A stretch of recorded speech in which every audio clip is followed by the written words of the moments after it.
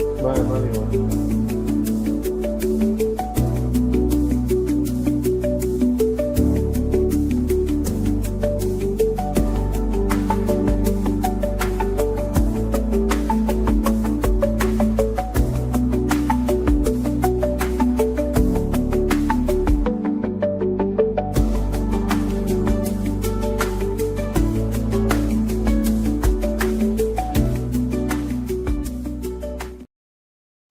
היא נכשלת בהם. כן, אבל זה חלקי משהו. חלקי כל האפשרויות. היא מגלגלת הסתברות. היא מסתכלת על כל האפשרויות, ויש כמה שהיא מנצחת וכמה שהיא מפסידה. לא, זה הבנתי. טוב. What's up, guys? What's up, Hank? Yeah, we're back. We had to work on help Benjamin workshop his material. His daughter almost died from the cringe. From the cringe, yeah. Yes. We had to make sure you had the right mic. Yes, I had to go through my settings to make sure the right mic was being picked up and used. So that's right, and Mike makes right, and that's the bad material. There you go. We're trying to show that we're not dangerous to children, Ben, and you're not going to jump at with these jokes. How was your holidays? How was your sister and all that, and your niece or nephew? They're fine. They're fine. Yeah.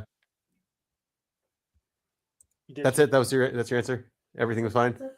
Yep. All right. Okay, let's pull teeth, Hank. All so right, what's going on? What's going on this week? Going on this week? Freaking! I'm taking Friday off. I usually work Friday, but I'm taking a and I put in as this a performance punishment recovery day. Freaking! I don't think none of the other trainers showed up today, and so it was getting everything set was a mess. Also, was the only trainer who made it to all their peak shifts, even though every peak there was mandatory. So that we need to do better in all areas of organizing. So I'm cool. What about the dial change? You got a dial change, right? The year stuff like dial change the year. Yeah. Someone else programmed that should work automatically. I didn't finish my corporation migration paperwork. I was supposed to be renaming the name and reorganizing it. I didn't get done with it yet because I was too tired cleaning up other people's freaking messes. I'll get to it very soonish. But today, you want to clean my mess too? No. What's up, Eddie? Not much. Just doing the time in between years. Yeah. How's your family get together? It was Sunday, right? Yeah, it was good. I mean, I was pretty disappointed though because I didn't finish the cardigan.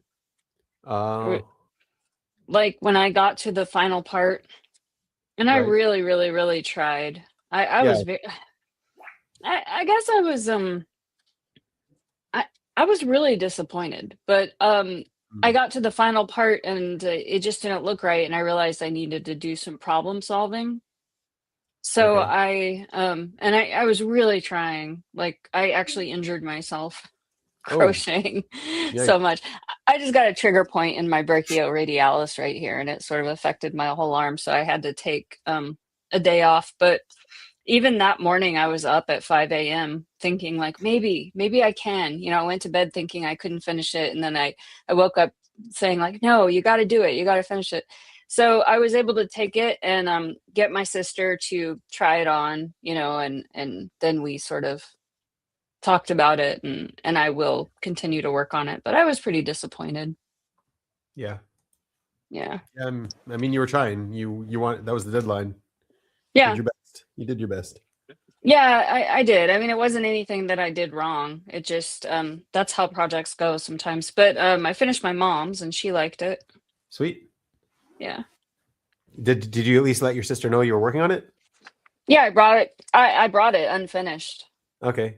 And she tried it on too, so I can see how it fit her. Right. And that was good because it was like a medium large, but I realized I could make the lapel pretty wide so it would actually close, you know, because it would be Nice. like too far open.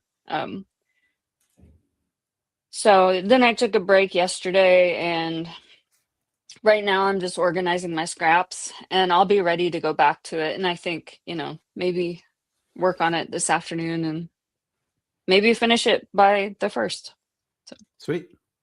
Good luck. Yeah. Yeah. Did you see what the Somaliland thing? Did you see that? No. What's that? Apparently, part of Somalia wants to have their own state. Since 1991, they call it Somaliland, Mhm. and Israel recognized them as a state, and then the whole world went up in arms. You can't recognize them as a state. You're not allowed to do that. They're not a Why not? They're a state. Israel's still a state, so they can recognize the other states. Yeah, so they recognize Somaliland as a state. Apparently, it's making everyone upset. Huh. They could make their own maps however they want. Yeah. So I don't see the problem. And Somalia's Muslim anyways, so The they're being Somalia and Somaliland. Yeah, yeah, but is Somaliland Muslim too? I don't know. I assume so. I don't know, but it's upsetting a lot of people.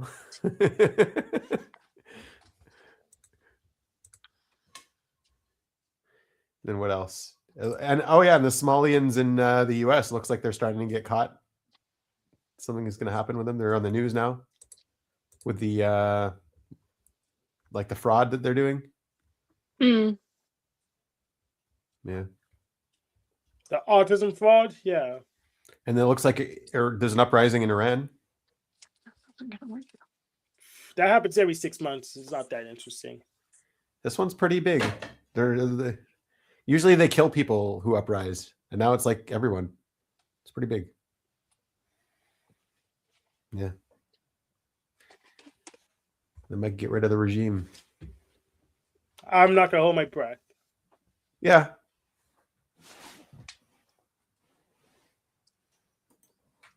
What else is going on? And he's deep in thought. I just see this is what went wrong. You can't really see, but the lapel just got all wonky and wiggly, like ruffly. Oh, okay. So I'm actually going to do a ribbed lapel. Oh, you're gonna make it all more fluffy, like you're gonna make more.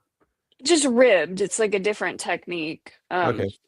Yeah, no, it won't. It'll lay flat. Hopefully, I don't want these weird ruffles around the neckline. I want it to kind of cinch in. So It looks good though. It's a good color. yeah, it's really almost done. Just like so close, but Yeah. yeah. Sweet.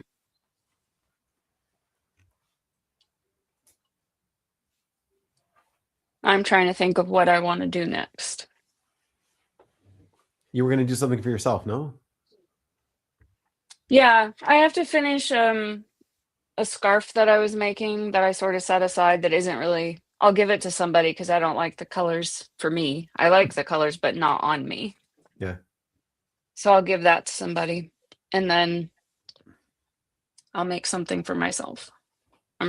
I did a little bit of practice squares yesterday to try to decide what I wanted to do next. Hmm. Yeah. You sent me a video this week, Hank, right? Yes, Language Jones did a video on the language Benjamin was speaking earlier. Hebrew, yeah. Hebrew. I actually didn't get to finish the video. I only got 3. I'll get to it soon. It's the conspiracy theory that like it's a new language. It was invented. It's a shill language. That whole thing. Yeah, no, but I assume Language Jones said it was not, and he had a bunch of evidence. Yeah, a bunch of evidence. That's right. Yeah. Cool. You know that guy? He's like a. I watch him regularly. Oh, really? Okay. What does he do usually? He's a linguist. Oh, he's a linguist. Nice. Yep. So he speaks languages and he translates sometimes, and he does a lot of research and explaining what piece of language the source comes from. I mean, he did a video on 6-7. On 6-7, okay. Yeah, turns out where the thing, the meme came apart. That it says came up. That was a penal code for homicide. So Was it I think it was Philadelphia. Yeah, there. Yeah. in Philadelphia? Okay, all right. Because I know like the 87 one. That's Yep. But So, with like- the United States, there's a button. Every, I guess, township has their own code, or I don't know what level it is okay. exactly. So, but maybe that's just correlation. It's not really a reason they used it. yeah, it's the reason it got into the rap song, but then it got took on other meanings in other places. I see. Okay.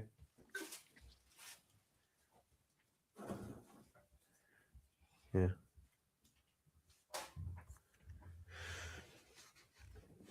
So what are you guys doing for the dial turn for the New Year's? I don't know yet. Don't I've know. been getting my paperwork done. Maybe I downloaded all my paychecks for I guess how many weeks. I would say like 75 weeks. Maybe I'll do my taxes. I was just checking to make sure I was actually getting all my vacation days in. Turns out I am actually getting them, and that HR was not lying to me. But I may probably to not check this week, next week. You have to check it and make sure, anyways. Yes, we got. Yeah. I mean, being ripped off from one place. Wouldn't be surprised being ripped off some other place. And what's this business you're migrating? I need to make it an LLC so I could, I have the flexibility to take partnerships from people who actually make computer hardware. By that I mean Chinese people in China. I still Right. don't get it. We don't have the tools to make a computer in the United States. That's why we.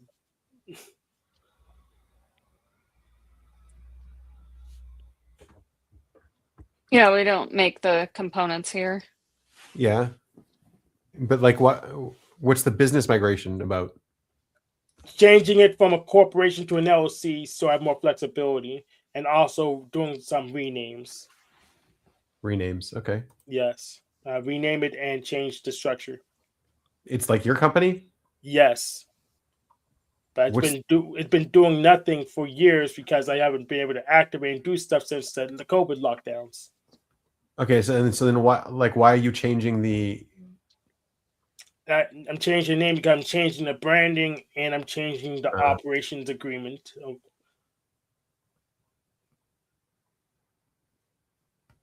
So basically, I'm changing everything, so it needs a new name and a new structure to go with it. right, so that you don't confuse the three people that heard of your name before? What was it called before? I'm not even going to say it.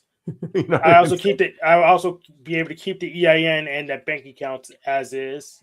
So that's less. What are you going to call it now? Figure I'm not going to tell the panelists. I don't have any money. No, he So- hasn't purchased the domain yet. You can't. No, It's hard. I may have, but I'm not going to say what it is because the panelists don't have freaking money. They don't need to know. Mm-hmm. But even if they did have money, what would you be selling them? They don't have money. They're not Why would need to they know. invest- They're not part of the audience. What if we wanted to invest in your company? What if you had a good idea? and Then we can send me invest? an email at oflamo3@gmail.com and I can tell you then. Oh, all right. What's your business model? My business model, freaking, they don't know how money works. I don't need to tell them my business model. So you don't have a, They basically don't have a business model. No, I have them in the bum sector. They don't give it. They get EBTs. They have a business model. I disclose it. So you don't have one. Yeah, you can believe that. That doesn't bother me. All right. My mom just sent me a picture of her wearing the Wearing it, yeah. thing I made. Nice. She likes it. I think so. Nice. Yeah. I mean, it's hard to tell with moms. Right.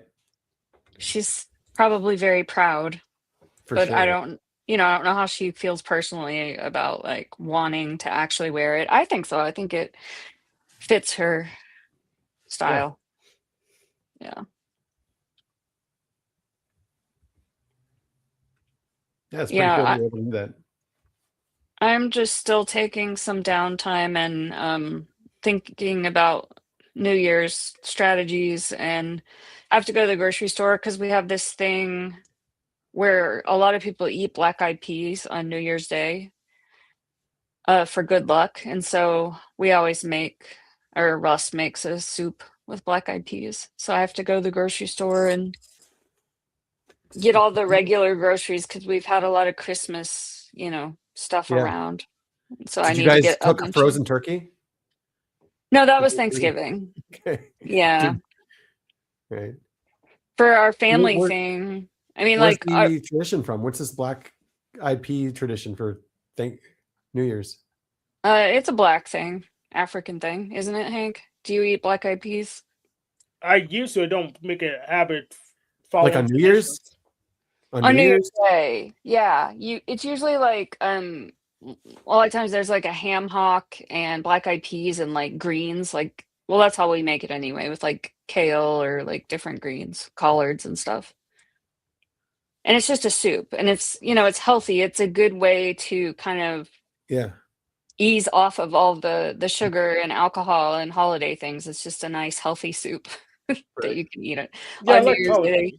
greens. I should make Yeah. collard greens since I don't know how to make a tripoli salad properly. But it's kind of like in the South, like I went last year and I was looking for black eyed peas and I couldn't find where they were on the shelf because it's not super common. And there was a store guy working there and he said, I had to look this up. Everybody is coming in asking me about black eyed peas. And he'd never heard of it, but it's more common in the South that people know about that. Right. I've never heard of Yeah. it. It's new to me. I know what Yeah. that is. I wonder where it's from. That's really I mean, I think it's something that the African Americans brought, it's part of their tradition that they. Yeah, I know the thing in food, but I don't know about doing New Year's Eve thing. I don't know about that at all. Yeah, well, I don't know. I grew up, they told me it was like for luck, that you got to eat those on New Year's Day. So I always have. Yeah, it says it's a And- way to invite good fortune and prosperity. Yeah. The beans represent coins. I guess you guys didn't have coins, so you were using beans. Maybe. Yeah. That The kinda makes greens sense. are served with symbolized paper money. Oh, that's why green is paper money. Mm. And cornbread is for gold. I wasn't planning on making cornbread, but I do love cornbread. And I like it only like Southern cornbread. I don't like that Yankee cornbread.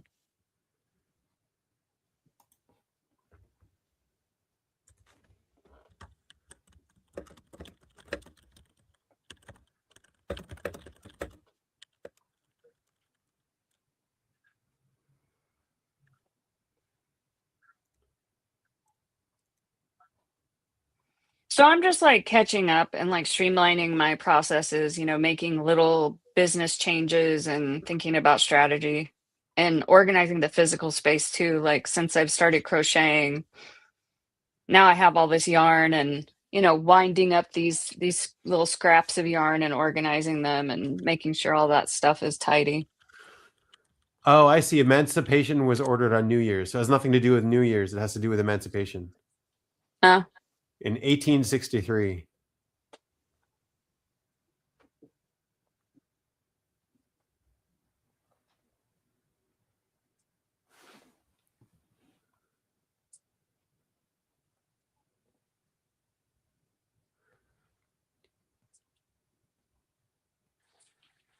Most hold the theme of luck and prosperity that harkens back to the Civil War days when people felt lucky to have black-eyed peas to eat and help them survive the cold, harsh winter months. Mhm. I guess we're spoiled today. It is cold here. Finally, we got Yeah. the freezing temperatures. It's like 32 degrees right now. Look at this superstition. For the best chance of luck every day in the year ahead, one must eat exactly 365 black-eyed peas, no more, no less. No, that sounds like a job for SI. I guess Yeah, I need to right? start counting. Right. Adding a shiny penny or dime to the pot just before serving is another tradition. That's kind of gross.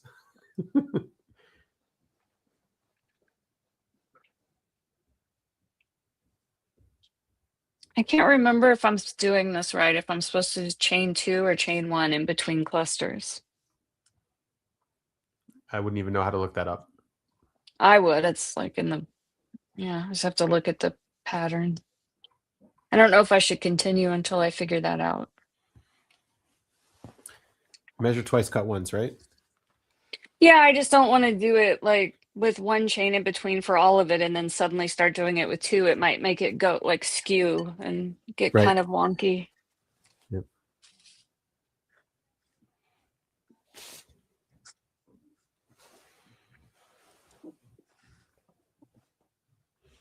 Do you guys do resolutions? I stopped doing resolutions like a couple years ago because the last one just didn't move me anywhere. So I don't care. It's just I go by quarter now. So is this not a quarter now? Yes, but I already told you what I'm doing for the company? quarter. Yes. Oh, okay. So just planning a whole year ahead is not really good, easy to do unless you have a whole bunch of money and a whole bunch of income. So I don't plan that far ahead. It's just not worth the time.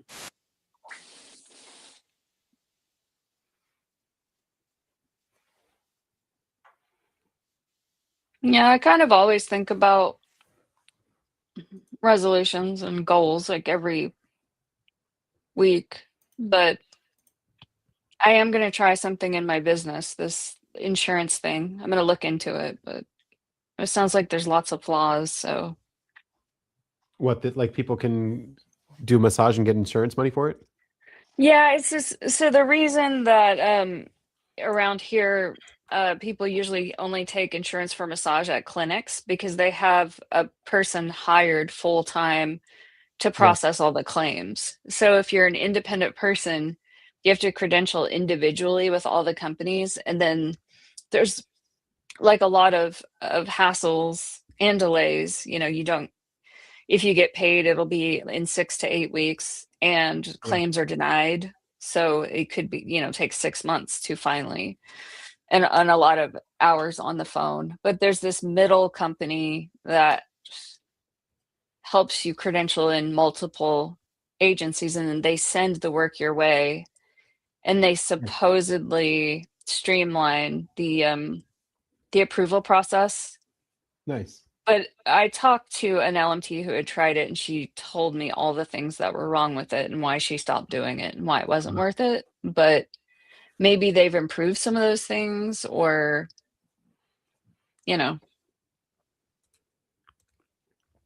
Yeah, I because thought I I can would see people who at wouldn't least normally get a massage would get one now that they can get it for free or like through insurance. yeah. It's just there's a lot of problems with it. Yeah. Like some of the companies she said she didn't work with because some of the claims, because they wanted you to have a diagnostic meeting. So you're not paid anything. You're just setting aside 30 minutes for someone to come and you look at them and assess them and tell them what you could work on. But it's a contradiction because we're not allowed to diagnose. I mean, the prescription comes from the doctor. You're And so, diagnosing the massage though, like what kind of massage? You're not diagnosing something else.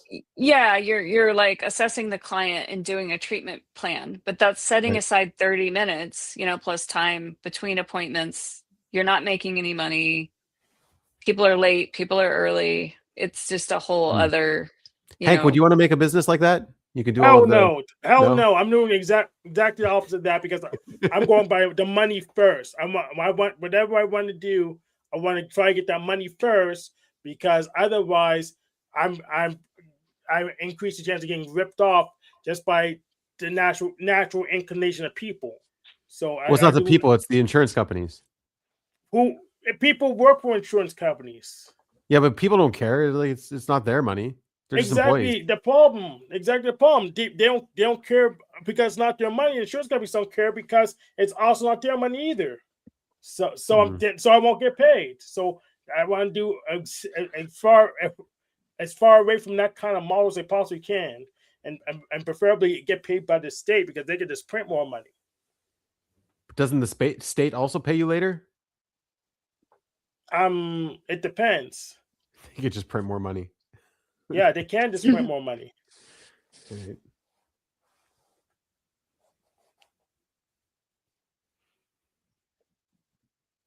All right, so I'm narrowing down what your business is going to be.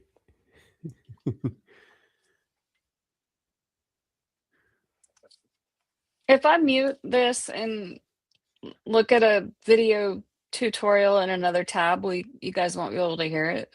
Yeah, we That's will right. not be able to hear it unless you share it. Yeah, unless you share. Because it. I'm trying to figure out. I just have to look at this Yeah, tutorial go for and it. You're see good. how You're many good. stitches I need.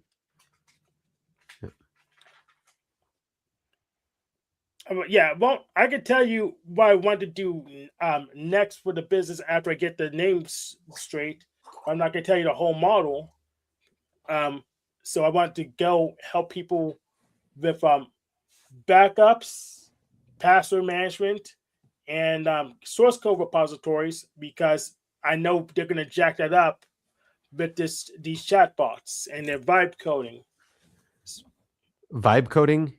No one's doing vibe coding. That's not real. Doing vibe coding. Yeah, but that's not real people. Real people don't do vibe coding. What do you mean real people? I mean, like real companies don't do vibe coding. That's just like that one weirdo.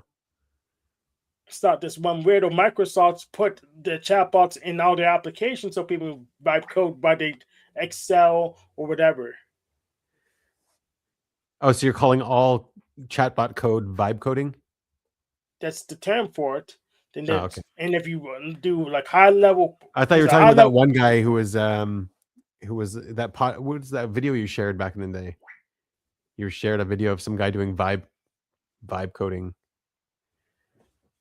And if you go in a high level programming language like Python or Ruby, but that's called scripting, and there's codgers that say that's not real coding either. But I mean, that's the next level of abstraction. Is that, I mean, no one's gonna need to know no one knows how to code machine code language anymore. No one knows how to code assembly anymore. Well, assembly machine codes, it's actually the same code. It's just one's an ASCII form and the other is an executable form. So it's a one-to-one translation. Yeah, but it's still a level of abstraction. Yeah, I could get with that. ASCII translates into machine code, and so then everything uses sorry, not ASCII. What is assembly? Assembly. Sorry. Yeah. So then right. So assembly is basic, and then everything else uses assembly, and so now one more level of abstraction is just going to be AI coding stuff for us. It's going to be a new suite, AI coding suite, guaranteed. It's the next level of abstraction. Yeah, let's say the layers explicitly. Yeah. So machine code, then assembly, right? Then I guess low level programming language, then high level programming language, right? Then and now the new level is going to come out with AI, whatever it's going to be. Chatbot coding, yeah, or like, what do you call it? A suite, like a chatbot suite, or a coding environment with a chatbot. Yeah. Well, we already have coding environments, so that's yeah, but I mean, it's going to be a different one. It's going to be a chatbot environment because you have to be able to control the project and have fine-tuned stuff on your, like, you won't actually have to see the code, but you'll have to communicate with it. Yeah, you absolutely will have to see the code because you have to verify that the code is the correct code. So if or you have to like point out bugs to it so that it have a way to like give it feedback where the bugs are, so it can fix it. You know what I mean? Yes, you're the editor now. You're getting a bunch of slop put on your plate. And you have to edit and make sure the right stuff gets in. So you absolutely need to look at the code before you commit it into the project. Well, I can see people doing it without looking at the code at some point. Yeah, I could see them doing it. That's why they're going to need a backup because you need someone to make it so that the business exists afterwards or the project exists afterwards. Because if you do it that way, you're not going to have a fun time. Yeah. They need to use a source code repository so they could reverse the slop or a backup. KSP.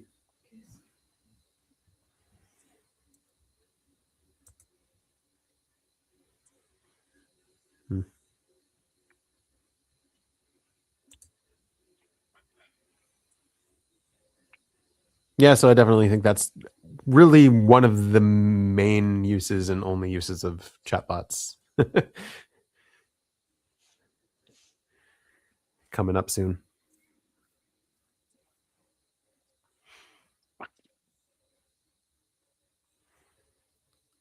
I saw a video of some of the court cases that are against ChatGPT right now. I don't know if I posted to the Facebook group. People were getting all up in arms about it. There's like one guy who took his life, and he asked the chatbot how to tie a noose, and it taught him how to tie a noose. And he's like, "Are you sure I should do this? Should I tell somebody?" And it was like, "No, don't tell anyone." Basically ensured him taking his life. It was really weird.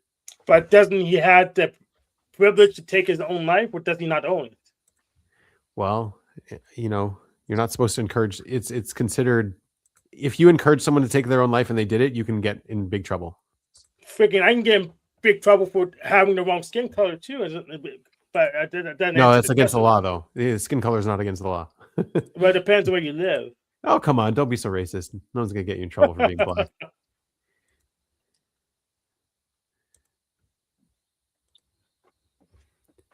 That reminds me, I think the most anniversary of when Officer Snaps first saying terroristic threats to me.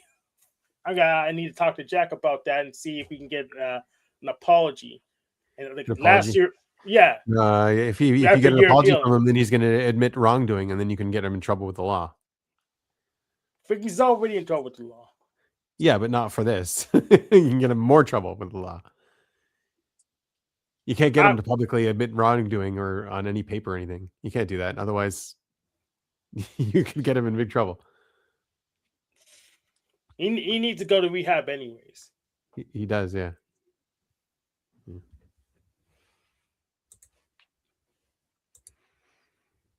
I think I had him on this show between that and actually trying to talk about it in public because I think I let it go. I didn't really care too much about it, but we just keep doing it. Later said, "Okay, I'll take it seriously." Okay. But he was well behaved when he was on here. So, Snafu, if you're out there, come up and maybe you can apologize. We had a year of healing. Why don't you apologize? But for taking the Keystone Cop crew over by force. Well, I'm sorry you suck. I took yes, I took your whole Keystone Cop crew over by force. I took all your mommies. That's why you can't produce a show anymore, because you didn't take any of the deals to get your own laptop, and all the ladies that helped you, but they don't care for you anymore. So I'm sorry you suck, Snafu. There you go. Well, maybe he's going to apologize for you sucking too. Okay, that's fine. All right. Yeah. What about Denizen? I'll go and try to summon him. Yeah. He didn't finish his move yet either, so he didn't start his move. Yeah, he was packing up. Yeah, so he didn't. I don't know what he's doing today. I'll go ahead and try to summon him. Oh, one of the best things about the holiday is actually on Boxing Day. I was still working on that cardigan, and I found an interview that was over 2 hours with Theo Vaughn and Steven Wilson Jr. Okay. And so I thought that'd be good, since we know Theo Vaughn is ISTP, and was thinking Steven Wilson is NESI, and I think you were right. He's probably just an ENFP, but he's really mopey. I was right. I don't even know who Steven Wilson is. The guy of the music that I like, that I listen to like every day for a year. Yeah. Oh, okay. Yeah, I think you were probably right. I mean, I'm really sure. Yeah, just by how he looks like. Ah, okay.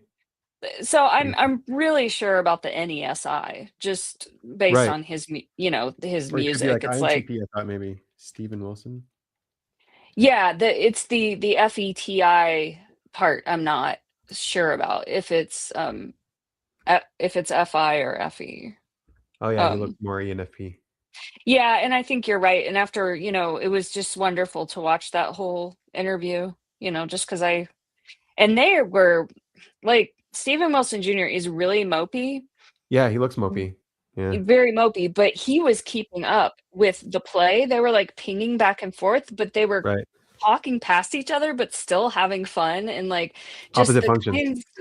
the kinds of analogies that that Theo Vaughn was using was like, what are you talking about? Just really weird Yeah, he's weird. personal Yeah. intuition. And then Stephen Wilson Jr., like, I understood him better, and his intuition was more like accessible, like, Right. Yep. or at least I knew what he was talking about. That's right. Um, So like in an interview, and I can see he's had practice because I've watched him in his early interviews, and he's even more mopey. That he is pinging back and forth really well. Maybe just because he's had so much practice, he's sort of exploded. He was at the Country Music Awards, like, got Nice. nominated for Best New Artist, and Nice. yeah. So that was my favorite Christmas thing, was finding that interview. Nice. What is this one? I've been in the PA server. I don't know what PA is.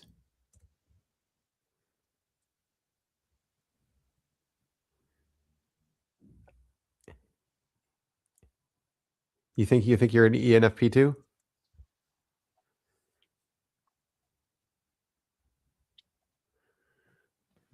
Well, you should come up here and talk about it then. Come share your story, Graves. It's been a while. I think he chickened out on us.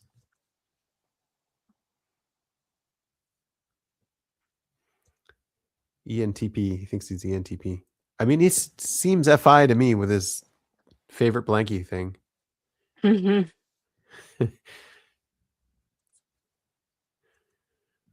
Yeah.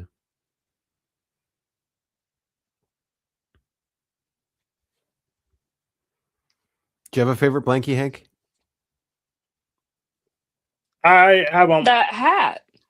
Right. No, let me answer that question was from Graves is up, but let me answer that question first. Yeah, do I have a favorite blankie? I have a mode average highest use blankie, but I don't have. I can discard and get another one. He is talking about a literal blanket. I know. I knew he would be. Yeah, and I wasn't even a doubt.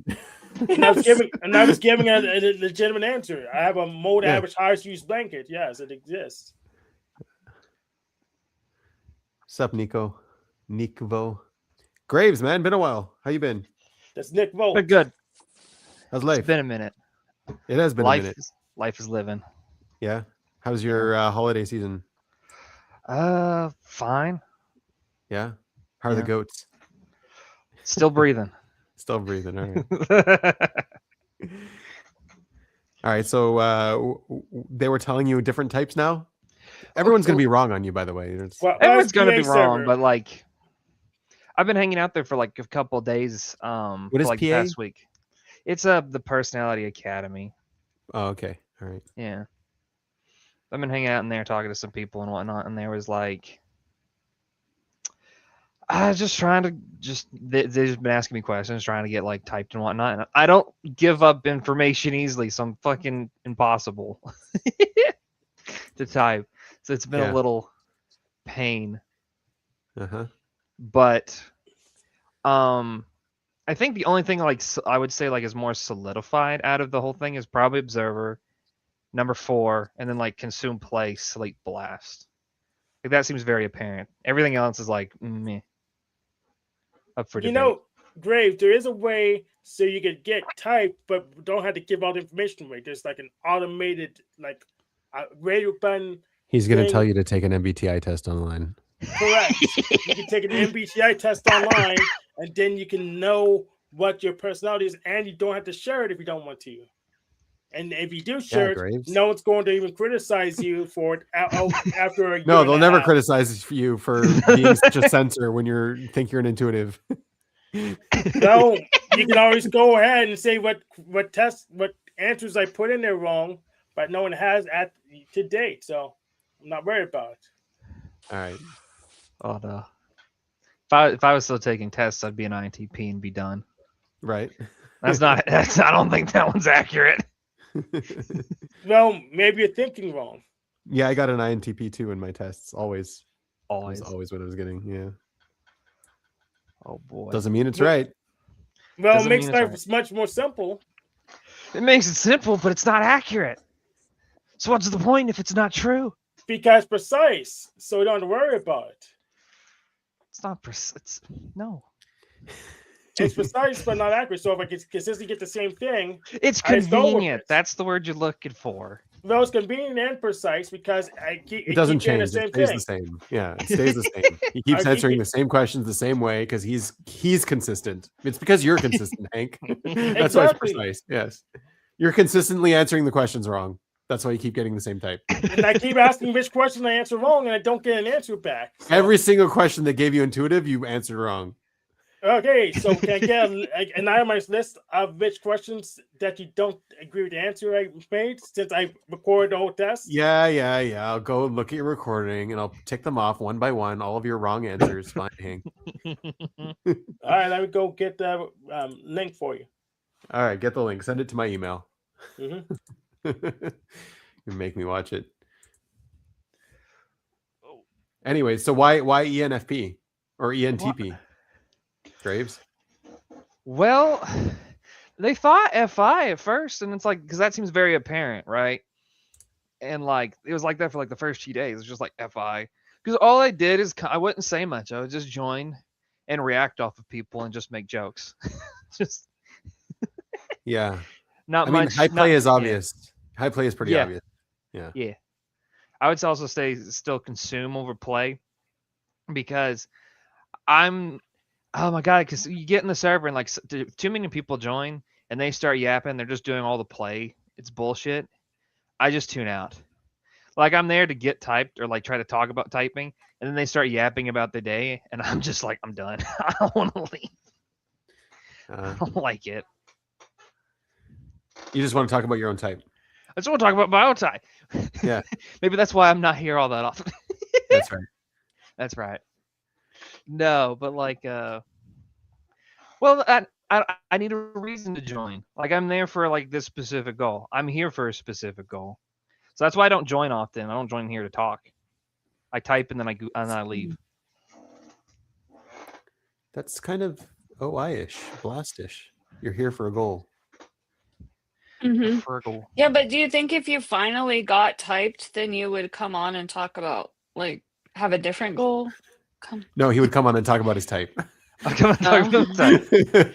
I've finally been typed. I've been shaved. This is what I am. I'll never see you again. All right, so let's just cut to the chase since you already did the MBTI test and know it came out INTP. Let's talk about that. Let's talk about INTP. No, that's highly inaccurate. It's highly inaccurate. I look nothing like those aliens. Y'all look weird. Well, your camera's off, so I can't tell either way. Exactly. That's true. Your camera is off. You got to turn it on. No. Well, you gotta get a camera first. Uh. So haha. Yeah, right. Yeah, right. It's not like every phone you have that Yeah, he has doesn't have a the phone. camera on it. I Don't don't have a think phone there, either. is there such a thing as a computer without a camera? Yes. Well, I mean, yeah. Yeah, phones. very No. much. You have to go like buy like a webcam. Oh, Yeah, like the one in the drawer right next to me that I don't want to use. Yeah. I thought you said you don't have one, Dick. No, he doesn't have one plugged in. Go doesn't plug it have in. Show us what you look like, then we can guess in your type. I'm gonna go smash you with a hammer real quick. Send us a picture. We'll put a picture up on screen. Give us That's a picture of you. awful. No, Yeah, give us a picture of you and your goats. no, not having it. How's the milk these days? We don't use them for milk. They're mostly just pets and lawnmowers. Right. Yeah. How's the grass? Yeah.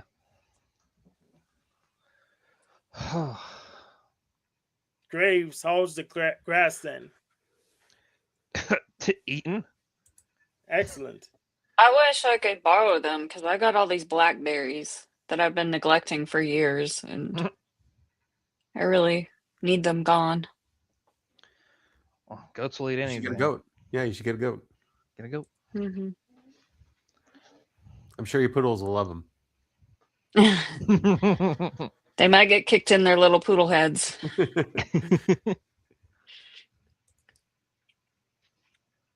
Oh.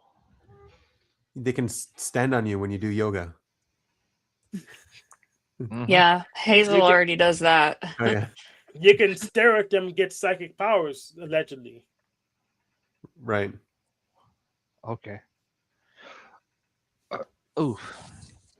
But yeah, they thought initially like FI and whatnot, but then it's like if you ask enough questions, I have like reasons for stuff. So they're like, TI? I don't. So it's like it's all over the place a little bit. Well, it's in that corner. Yeah, so much better than the It's test. either FI or TI. You're right. I agree. It's one of those two. It's one of those two. It Yeah. has to be. It's the only Yeah, options. narrowed down to those two. Yeah. Oh. What about Forget what- games? You playing games? What's new? It's new. Ooh, I'm playing games. Yesterday I played a game of Westnaught against myself because I noticed I'm better than. Because you don't have any friends. Let me finish my sentences. Let me Alright. finish my sentences because I actually know what I did Alright. better than you do. All right. Okay. Go If you for don't, it. if you let's so I'm better than that AI in the game. So I played against myself, but I don't think I'm ready for a ladder yet. So I need to find like a middle ground. Right. So you need to practice against yourself. Yeah, a few more times, then I can probably. I'm sure go it'll on- be harder to beat yourself when you get better. probably. Yeah. But I could probably beat you for sure. Probably. Yeah. I don't know the game at all. Exactly. Yeah.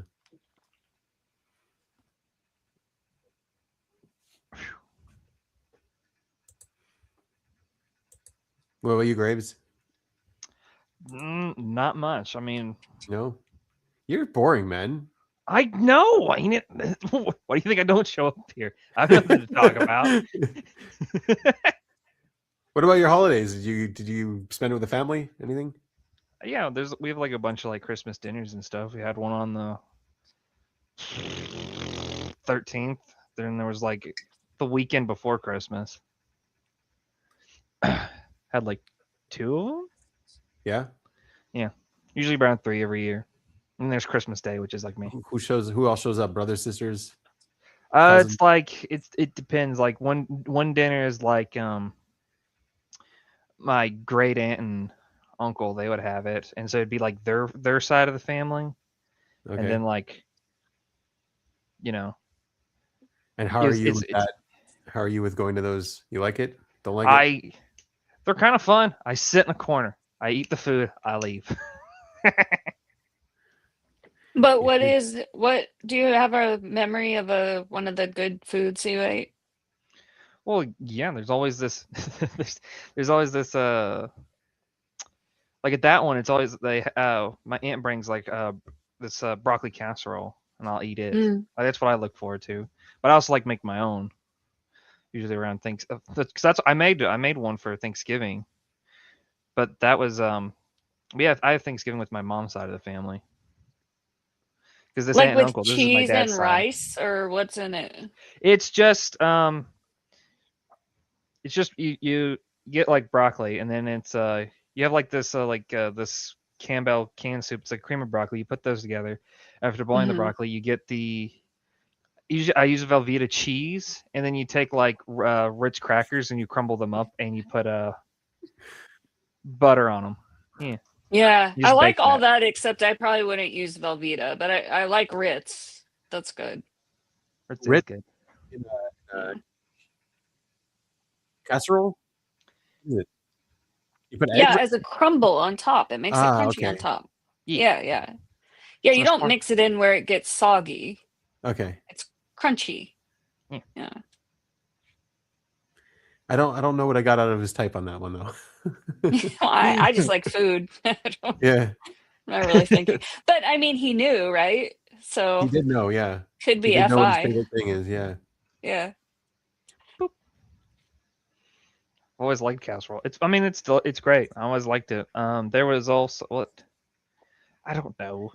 I don't really care much for the rest of the food. The rest of the food is just like there.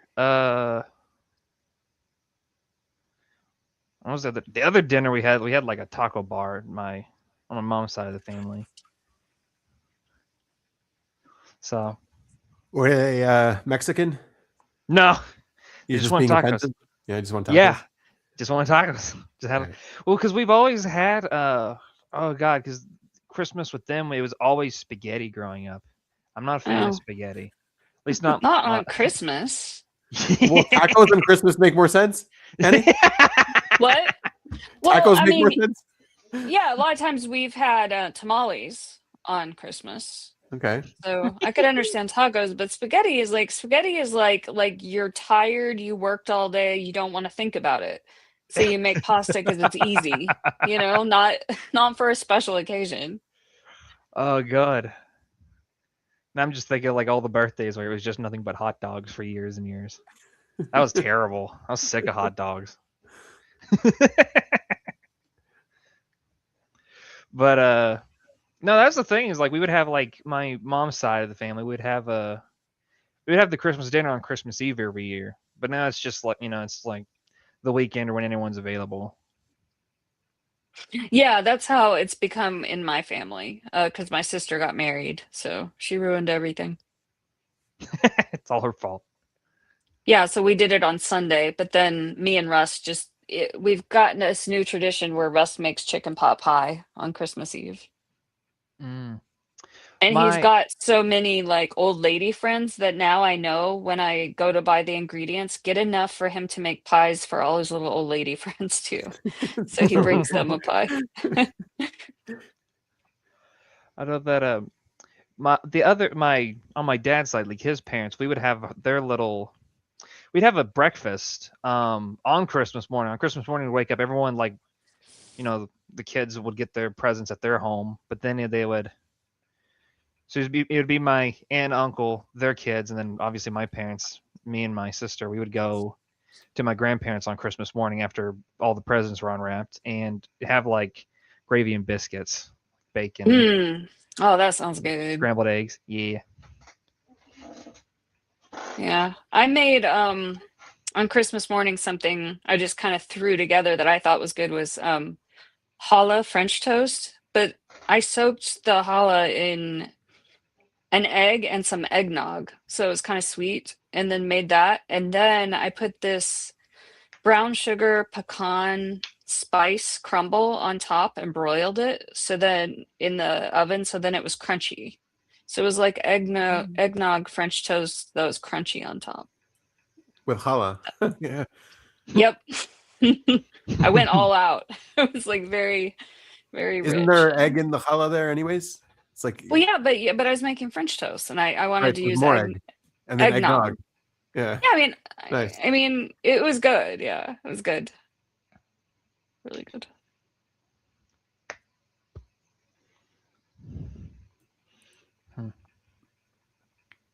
What's your favorite food? Grapes.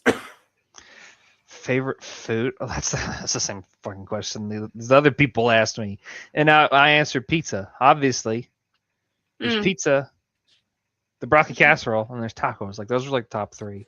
But like, a reason I would put pizza over the others is because if I had to like survive off of one and one only, it's not going to be the other two. It's going to be the pizza. You can put so many different toppings on it. Mm-hmm. What do you think, Annie? Is that FI?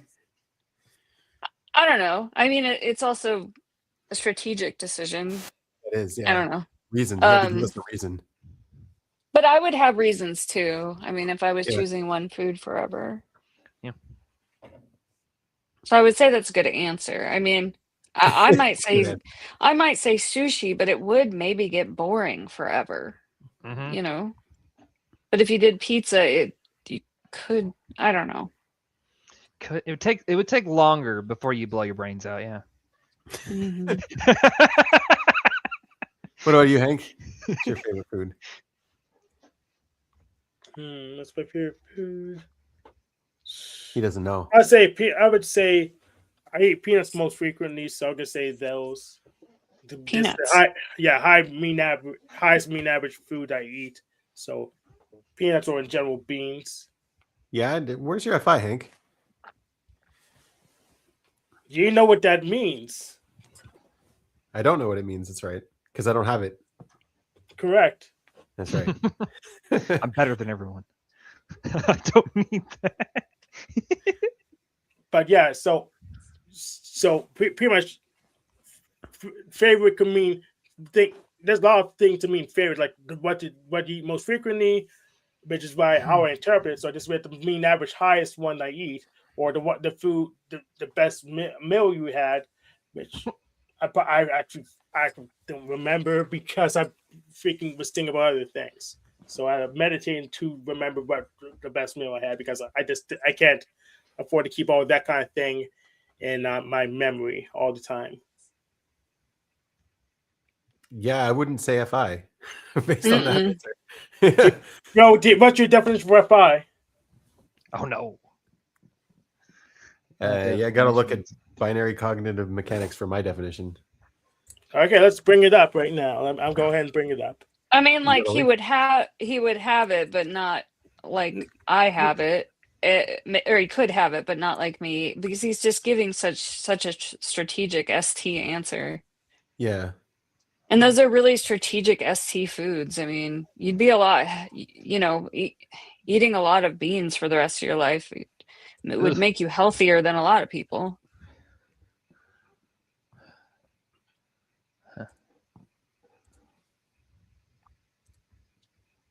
What if Ben answers his own question? What's your No, favorite that doesn't food? happen. That's why I asked the question. I don't have to answer. Because like, wouldn't you say like you kind of don't know? Yeah, I don't know. Oh, Or I wanted to see like, the what's your- juxtaposition between that and Like, Whoa, what's what is your all this favorite? formatting? The formatting here is horrible. But that's your paper. But you said Oh. let's look at binary cognitive mechanics, and here it is. Remember it? Yeah, but something went wrong with the formatting. Is this like Yep. an online version?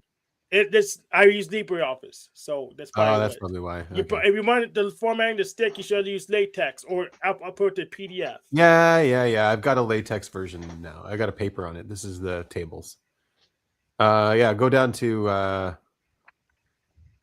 where I define FI. Basically, go down more. These are just tables. Yep. There. Here. Right. Are these the cognitive functions? Go up. Cognitive vector animals. Nope. No. More. Mm-hmm. Cognitive Nope. capabilities. More.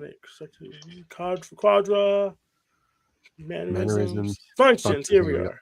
There they go. FI is the bottom left one in that top table. Yes.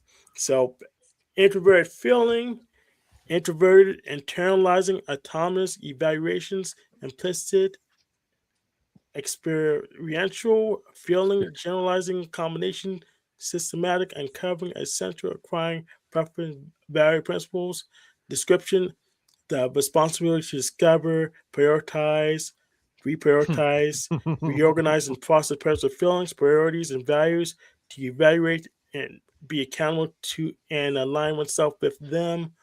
Okay, so Benjamin is disagreeing with Benjamin from the past. No, this is my definition. If you want an actual definition, here, this is for you, Hank. Yes, but me thinking about what is my favorite food and just say is pretty much I thought about it. I have to Well, you saw how Graves really quickly said pizza would be number 1, casserole number 2, and if I get one wrong, he's going to correct me right now because he knows his priorities. Yes, my priorities isn't just picking some random foods. It's about optimization. So that's not FI. so optimization isn't. You can't prioritize optimization at all. That's wrong. It's impossible for it to be a value that you prioritize? You're just twisting all the words to mean different things, Hank. That's yes, you can technically ST prioritize. Yes, so this definition is technically wrong. Yes, Hank. Then what am I using when I let's say instead of F5? What am I using? It isn't TI because peanuts aren't true and false. So what do you even prioritize on a personal level, on an autonomous level? These are intersections, not efficiency, not wasting time on nonsense and poppycock. That's why I'm prioritizing. Saying I'm going to do a thing and actually doing it. Yeah, that's not FI prioritizing. But did you forget reality of the opposites where FI and TE are on the scale? No. Gifts differing. Did you forget about that? No. You just asked me what my definition for FI was, so I showed it to you. Yeah. Yeah. So if I demonstrate TE, because the reality of the opposites when gifts differing, FI's right behind there. Yeah. Yeah, Hank, I think you have FI, but it's just lower, and that's not what you're using to make decisions primarily. You're using TE to make decisions. Yeah, I usually use TE.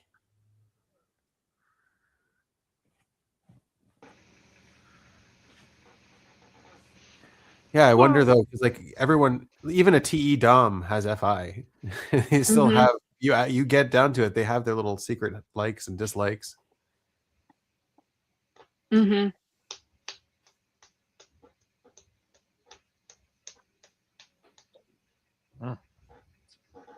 Yeah.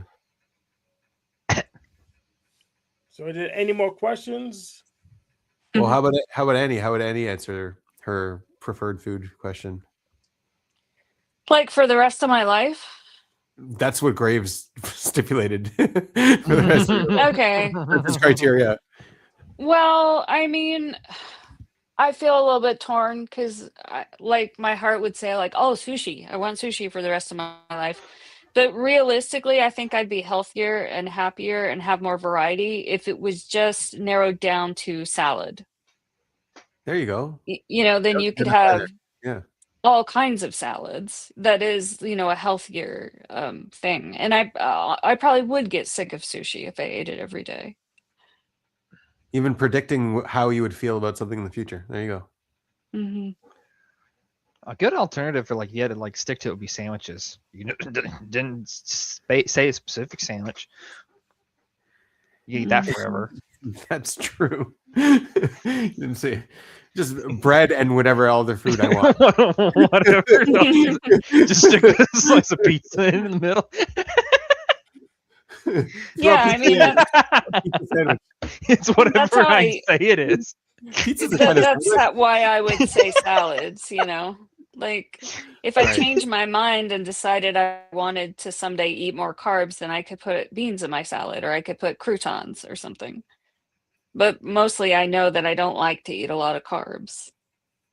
But I do like a lot of vegetables.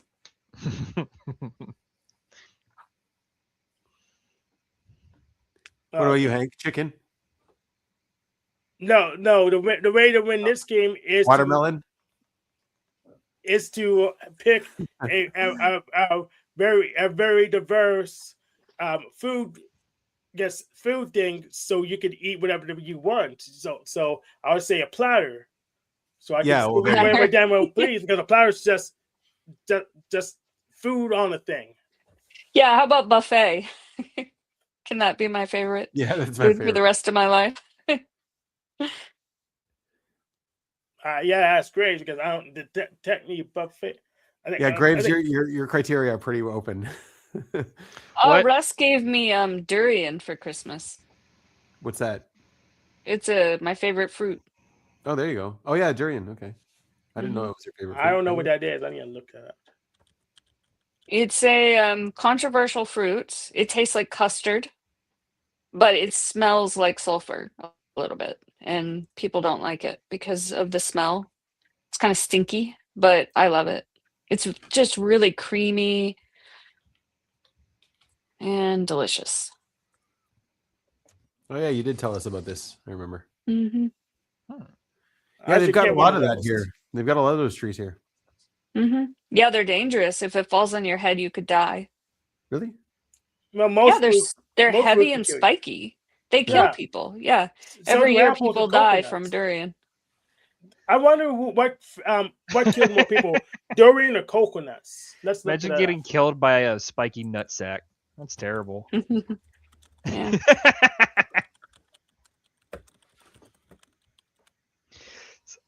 It's awful. Entire life led to this.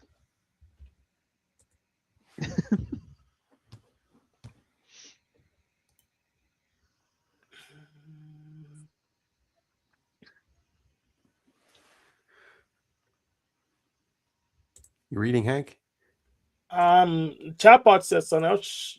So the chatbot thinks coconuts has 150 per year and during 6 per year, but just in 2012. So I had to do more research. It's not a good enough answer. That's a lot of people to die from coconuts. Yeah.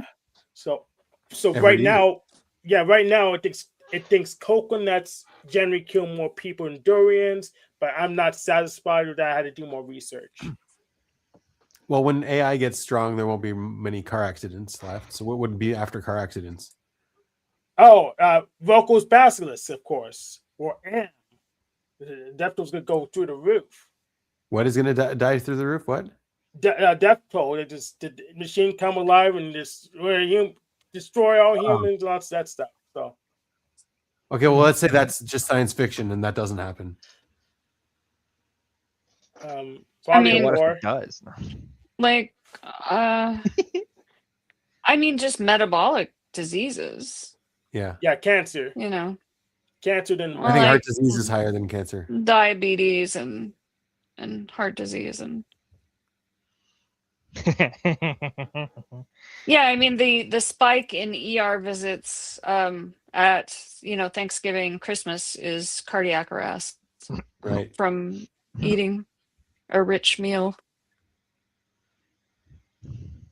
I just thought of something fucked up. all right. Do you want to share it with the class or not? I've been playing this horrible game with the people on the server called $1 billion, but and so it's like you get $1 billion, but cancer becomes contagious. Well, Yeah, no, I think they spend many billions of dollars to get rid of that. But But you get the $1 billion. Yeah. You just got to stay inside and avoid everyone. You'll be fine. cancer sort of is contagious if you're talking about HPV. yeah. There's that dog cancer too that's contagious. What's that? You mean like loving poodles and buying more No, and no, more there's of them? there's like a dog cancer that's contagious. What's it called? Oh, Let me find the name of it. oh, is it like some common virus like parvo or something that causes cancer? No, they did a DNA test on it, and it's actually it's actually a dog. Like it's an ancient tumor, basically, that goes on dogs. Mhm. Canine transmissible venereal tumor, CTVT or TVT. Oh, gross. Yeah, Venereal. it's contagious between dogs. It's technically a cancer, but it's also its own species. Yeah, it doesn't develop from the dog. You have to catch it. Yeah. You have to catch it, yeah. So it was a dog at one point. You want to hear another fucked up one? All right, go for it. $1 billion, but every time you spend the money, well, any money, not just the $1 billion, anytime you spend money, a starving kid in Africa gets sent to a supermarket, and right before he gets to the food, he gets teleported back home.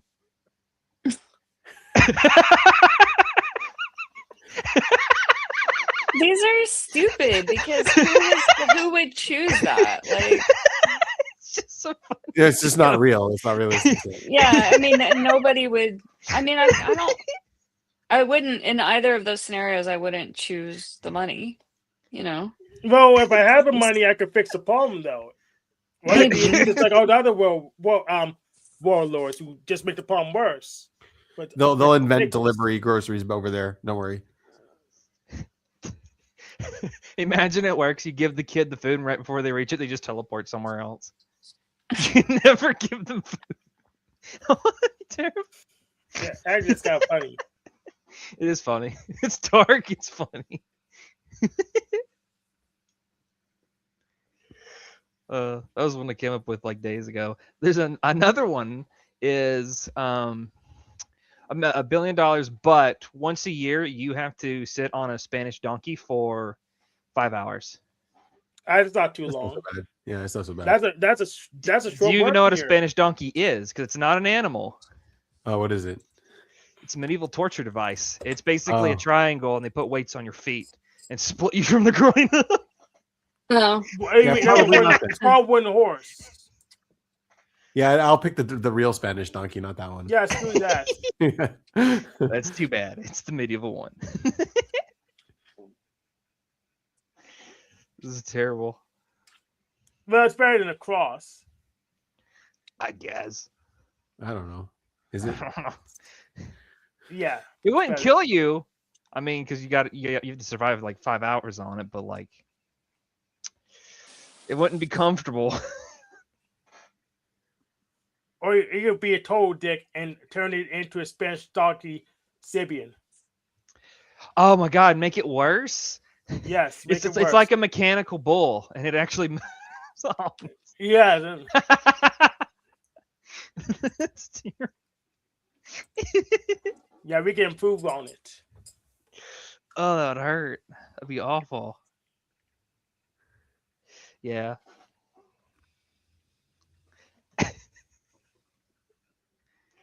I can't think of the other ones. I can only remember the ones I came up with. I'm sad because there were some funny ones other people came up with. I can't It's remember too them. bad they don't write them down anywhere, right? Yeah, they didn't write them down. We were just It's talking. too And bad. Yeah. I should have wrote it down. I didn't think about writing it down. I was like, I'll remember this. Past me sucks, I guess. Mhm. It sucks to suck. But I remember mine. I'm trying to remember the other ones I thought of, but those are the ones I remember: the Spanish donkey, the Africans, that's it.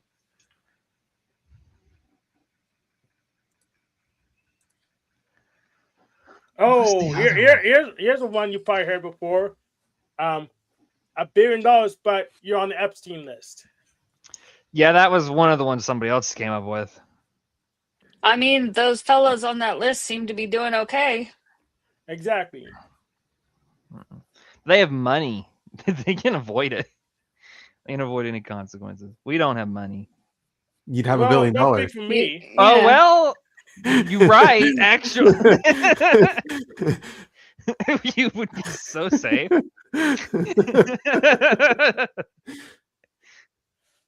It's in the You get the description, disease, but Landry. you also get a cure. It's in the description, Landry. And you know, I'll go ahead and repost the link just for you. You're a nice guy, so I would say force you to go all the way to the description. I'll post the link again, and I'll pin it too, so you don't get lost. It's not Oh, patronizing at all. I thought of a fun one. So one of the other ones I came up with was you get $1 billion, but instead of having to drink water to survive, to stay hydrated, your body has to consume salt, and just salt. And then you would die. That's stupid. No, You don't change the die. rules. You survive off of salt instead of water. Is it So what would you- salt? What like would you do at the sea? Yeah. reactors? I guess you'd be fine. I thought of a personal one. I get $1 billion, but I'm not allowed to craft ever again. Ooh. Are And I you would say allowed to- no. Are you allowed to get other people to craft on your behalf? I'm sure that would work. Yeah, you could. That's not fun for me. Yeah, of course. Of course it's not fun for her. No, because Russ and I, we were talking about this the other day, like how really rich people can get bored, because like they can have anything they want all the time. But like for me, it's just craft supplies. Like I could have any yarn I want, even really expensive yarn. Then there's still problem solving. I'm not bored because I still am I have the challenge of making the things and improving. I just can afford any supplies I want. So I Yes. can't imagine that I would be a bored billionaire. I can't imagine being bored. Yeah, you could acquire a legal whale hair and make yarn out of that. Which billionaires are bored? Is that really a thing? Yeah, that they get, just bored because the challenge is gone. Because they can Really? have anything they want. They can get anything they want. Can they? All the billionaires I know of are working their asses off. Yeah, I work more than I I do. don't know any billionaires, but those ones I know on Forbes and all that. Yeah. Maybe Maybe the like the millionaires. child of a billionaire or something. Yeah, millionaires get bored because their business had to be boring to be successful for some reason. Wow. Or if you won the lottery, yeah, some people may get bored. Mm-hmm. Well, a lot Yeah, of you them get lose their those. money because You get those dopamine hits from buying all the things, and then you sort of like have a lot of stuff, and you don't really know what you want next. And And a lot of old people don't retire; they just keep working. yeah, the healthiest people I know. Yeah, I mean, I have a client. He is retired, but he doesn't stop working. He's yeah. working on his cars, and he's the friendly neighbor that's always helping people. Like we had all these storms and trees were down, and he cut all of the wood from the down tree to the right size for my stove and cured it for me for over a year and brought it to me. Well, And he's always doing stuff like he mows his lawn. And so he just mows the other two neighbors, like the single mom. He goes over and mows her lawn because he's already got all his equipment out. sounds like a cool guy. Yeah, He's really cool. yeah. I have another $1 billion. I remembered another one. It's centered around ops, so it's $1 billion, but you have to spend the whole year doing only your last animal. No.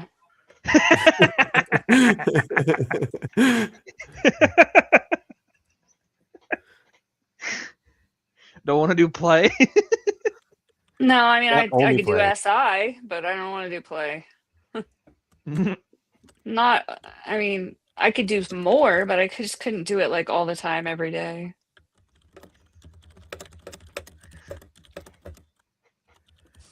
Oh.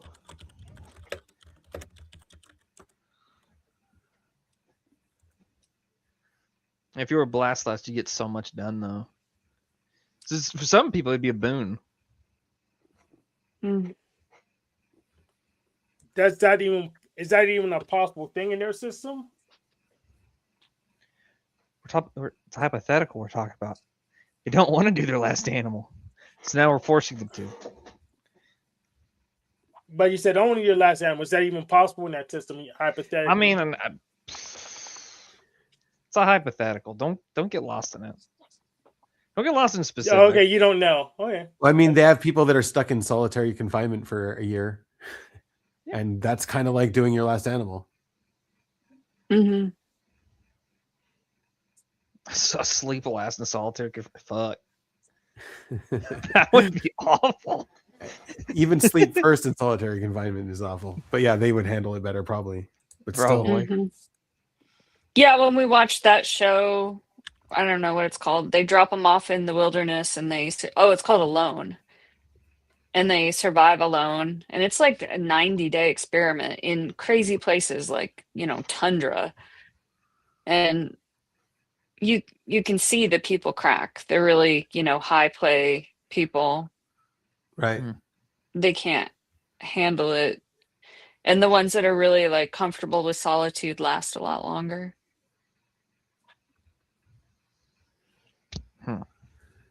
At least you're out in nature and you're doing stuff as well to struggle. But And like, they do a lot of them. They do all this Wilson stuff. You know how like Tom Hanks that volleyball friend, you know. Yeah, They do all that kind of stuff. You know, that's crazy. imaginary relationships with inanimate objects. I feel like I would survive pretty well on my own. It'd be fine. I'll bet against that.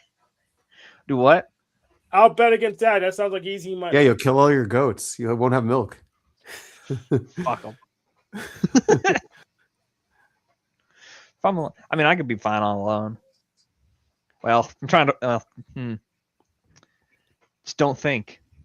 Just survive. I'll be fine.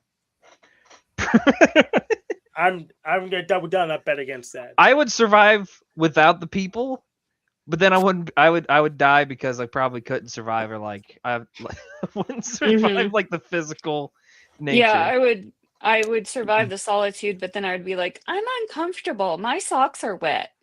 And I'd have to come home. I'd be like, how do I make a fire? Dies. There's like studies where animals that are left alone lose brain cells and turn feral and antisocial, stuff like that. Not me. I'm special.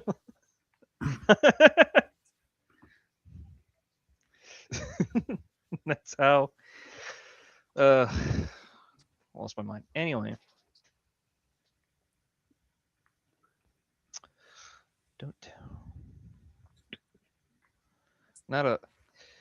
It's also interesting interacting with people that have been typed, and like, you know, like you have like the different you have like douches or like the crackheads or whatever, skibbies and mopes. I cannot stand crackheads. Oh my god. Yeah. Stop yapping. Oh, like Illumitami, for example. I can stand them, just not being married to one, I guess. I'd blow my brains out. They're fun to poke at, so I could stand them. No, they're cool. They're cool people. They're really connected. They're good to hang around. They liven things up, but for a limited amount of it depends on your if you're like another crackhead or you're another like play somebody, you're gonna be like duh. But if you're like me, I'm like, no, I can't stand that for long. Like, it's just like, do you breathe? Do you stop? Please. Oh my god, the funniest thing though happened. It was yap for 2 hours straight. Somebody would butt in, maybe say 2 sentences, and there was a slight pause between the sentence. That the yapper tried to yap and then went, "Oh my god, can I get a word in?" Yap. Yeah, I'm very good at talking over them. I did community organizing with the writers when I was a teenager, so I'm very good at talking over them. I'm not good at talking over anybody. So and usually those yappers don't have a lot of stamina. They have a fragile ego. So they're very dominant as well.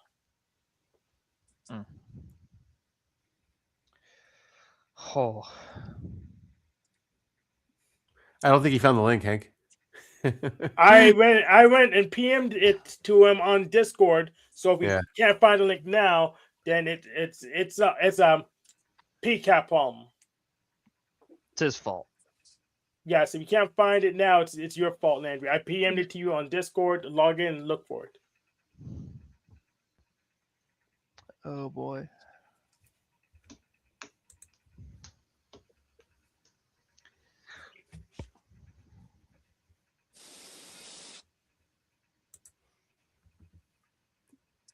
Yeah, I thought about it. My videos could be used as like a spy system where like you can give them a number and then click on the SteamYard link in the description and then go for a spy meeting. Yeah, that's easy. So all you need to do is set up a StreamYard but don't broadcast. Well, the StreamYard's still active. You can go back to any of our old streams, click on the StreamYard and it's still active. Yeah, they're still active. Yeah. Or you just make another one, but if we don't broadcast, then you just have a stage with no one viewing it. Right, but you need the person who has access to it to like add people to the stream. Yes. Yeah. Or you can use Skype. It's probably easier. Yeah, No. but I don't have a Skype link in every single one of my Skype. videos. You know what I mean? Who uses Yeah. Skype anymore? That's ancient. I'm not. Why would you mention Skype? Do you even know what Skype is? It Yes, still works. I used it. You had Skype? Yeah, you had Skype? Yeah, like the ancient times when dinosaurs still walked the earth. Oh. It's Yeah. still maintained. If it's software maintained, it's Still still good. maintained, in but my like book. nobody uses it. You move on. Everyone went to Discord. Discord killed both Skype and TeamSpeak. That's No, what just most people TeamSpeak. use. People still use Skype. They usually They like to be on use it, but LinkedIn. they're just outdated. They're just all the OIs who are just like, meh. Don't wanna move. No, that's your opinion, man. No, it's a fact. It's obviously. Now that you do Zoom, and then after Zoom, they don't do that anymore. I don't know if Yeah. people do now. Wait, Skype is discontinued. Oh yeah, Skype is discontinued. Who cares? You're right. I was actually wrong. I was thinking about Zoom, but people don't use that either, really. No. Yeah. They do Google Teams a lot or whatever. But not Google Groups because that's discontinued. Is it? Sorry, not Google Teams, Microsoft Teams. Microsoft Teams, yes. Yeah, they do that. Google has something. What the hell was it called? Because it's not Groups because that's discontinued. Yeah, Google Meetings. Yes, Google Meetings. Meet. That's the thing that exists now. That existed a long time ago. But no one really used it much. You could access it though, like through your email. I can just call you through my email on Yep. Meet, and you'll get this weird ringing sound. You're like, "What? Someone's calling me, or what? This program I didn't even know I had." Yeah. Yep. Hmm. Except I'm using Thunderbird, so I won't hear the ring because I'm not on the right site to hear the ring.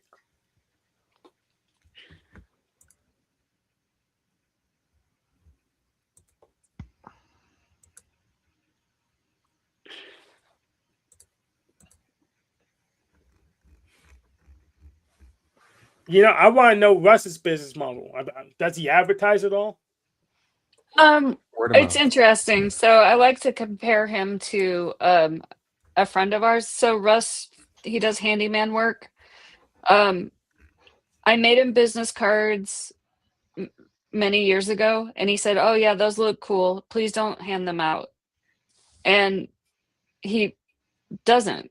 He just doesn't advertise. It's all word of mouth, and he takes on as much as he can like reasonably handle. So all his clients are satisfied. But we have this friend who's a contractor, and he's just in over his head because he's got like 3 employees. And so that means he's got to keep those employees busy. And so he takes on more jobs than he can handle. And all of his clients are dissatisfied. You know, he'll take on another one, and he's not finished with the work. So the job is delayed, clients are dissatisfied, where Russ just doesn't even try. He's just like dialed in, you know, to a certain neighborhood, and they have parties, like say a Christmas party, and they'll say, "Oh, I love your kitchen remodel. Who did that?"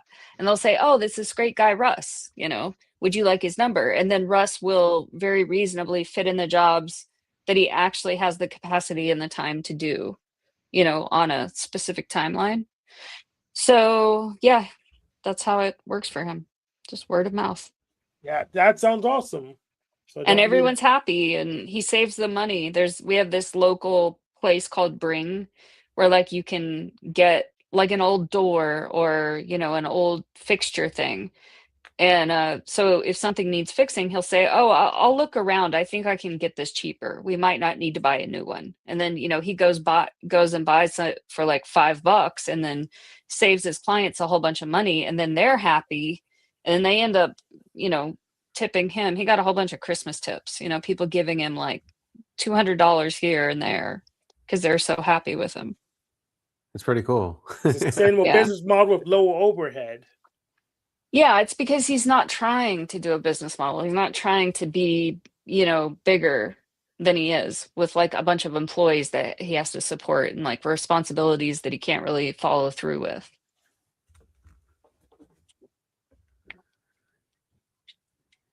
Yeah, sounds very not number 2. I think he's 4. Yeah, that's what I would have guessed. Yep. Yeah.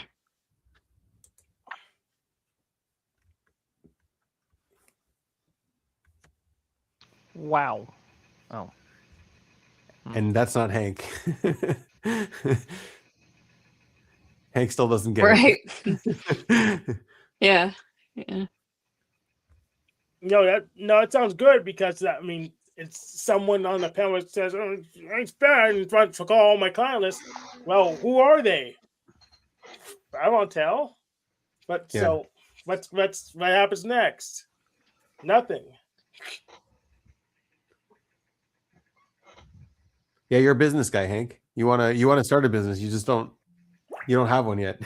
But No, you will. I started one. I just had mothballs because of government regulations. What are you selling?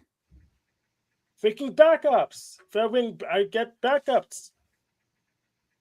Computers? Building computers? No, because I can't compete with China on that. I can't get the damn. No, but I mean like building. I mean by combining them together, the parts together. No, you know the thing that you never do that will make it so that something went wrong in your computer, you can get all your files back. That thing, called a backup. Yeah, backup. That. Yes, Okay. probably to the cloud. Yeah, that's actually a good product. Yeah. And people need that in 20 years if they care Yeah, about their 100%. files. That's right. And Google charges money every year for your backup. Yeah. But most people don't All even your know how to pictures, do it stuff or like to validate that the things are actually backed up. So I'll do that part. Or if you don't want Google to see what's in there, well, I know how to stop that from happening too. Because Google every once in a while say, "Well, I don't like that file. We're going to take it and delete it or report you to the police." So I know how to work around that too. Do you have a backup server, Hank? So yeah, I have an on-prem thing, but I don't want to. I would really need a SAN, and I don't really want to hold up the infrastructure. So I'm not going to use my backup server because it's just not scalable. It's not. I don't have the way to scale that. So what I do is I would have to test all the providers I know about, and probably arbitrage. And how are you going to market? Probably signs locally, maybe a gas Signs? station. Yeah, signs. In the bag, dude. Look, that's my whole fucking problem. Hey, what's up, dude? How's it going, Hey. Ronnie? Hey, I had to. Oh shit! There's a big food truck that says Hank's something. So Yeah. I felt like it was like a synchronizing moment. Show Nice. me the truck, unless you I don't. will. I will, Hank. You know I will. We're walking to it, right? We got the whole team right now. We got the crew. We got the tripod. How you doing? We're actually on the land with Paul. How are your holidays? Good. How are yours? Good. I mean, I don't really like holidays that much. You know, not a big fan. I'm not Yeah. a big fan either, especially just too much work around the holidays. Yeah, it kind of bums me out. You know, like I just don't really celebrate. truck. Here we go. Here's the truck. It's just so crazy, dude. I was like, 8,000 hour parking. Oh my, it is FM. crazy. Real country. So if we do a scene here, what should it be about? Thinking the parking's too damn high. Brookline, I can park, I think, $1 an hour. $1 an hour? This might be good. Yeah. If anybody gets me all the way over here. Like Yeah. the phone, shit, my bad. Sorry, I'm talking to the camera guy. And there's Yeah, actually people you in go. Brookline. I like in Dallas. So Yeah, we're actually in Fort Worth today. But Fort Worth. Oh, okay. That makes sense. That's probably why it's so expensive. yeah, where are you at, people? You guys Well, with Truth the Crop? Truth or I Cup, noticed the guy. He kind of looks like Truth or Cup. Interesting. You don't think Truth or so? Cup, did Truth or Cup answer my query on your show yesterday? I don't believe he did. I asked him why did Tommy lose his channel, and I didn't hear Truth or Cup's answer. So if you see him again, ask him why Tommy lost his channel. I can tell you why. I'll tell you why for reference, so you can put in your answer key. Tommy couldn't stop posting gay And porn Tommy on found his porn. YouTube. Yes, Tommy couldn't stop posting gay porn on his YouTube, and he keep following his daddy Snafu Snaps, who instead of actually losing his channels, he actually hit them after he got 2 strikes. So That's interesting. You might be one of the P bombers, huh, Hank? Now that I think about it, it does seem like your style. I don't share my my P, so Thank God, dude. yeah, I Nobody don't wants- share it. All right. Well, we received it on this show before, but what we did was just blur it out and let everything else fly. We didn't I'll tell you just didn't really acknowledge it when it happened, and we didn't. So no one reported us. Then we blurred it out after the fact. Now no one can do anything about us. all right, fair enough. Well, let me say this. I gotta run, man. I just want to show you the Hank sign, but you're here, right? You're in the shot. The cameraman's got me in the frame. At least your audio's in the shot. What do you have to say today for the world? Everyone's gonna hear it. 40 back up. people. Back up your stuff, or you're gonna lose it. Back it up. Back it up. All right, Hank. And that was Landry from Modern Man Lost Again. Modern Man Lost Again. Yeah, you had an opportunity to speak to the entire world, Hank, and you said, back up your stuff.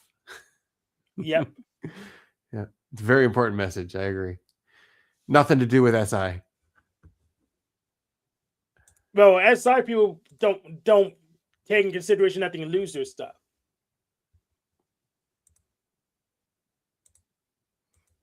It's always gonna be there.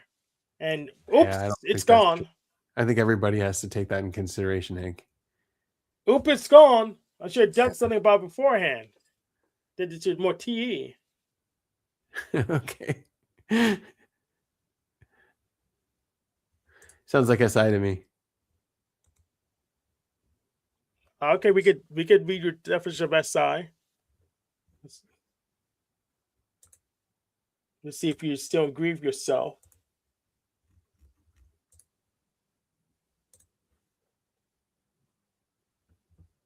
So, SI, introverted sensing, organizing sensory, introverted externalizing consistency, identification, explicit, experiential, sensory, combining, formulating, framework,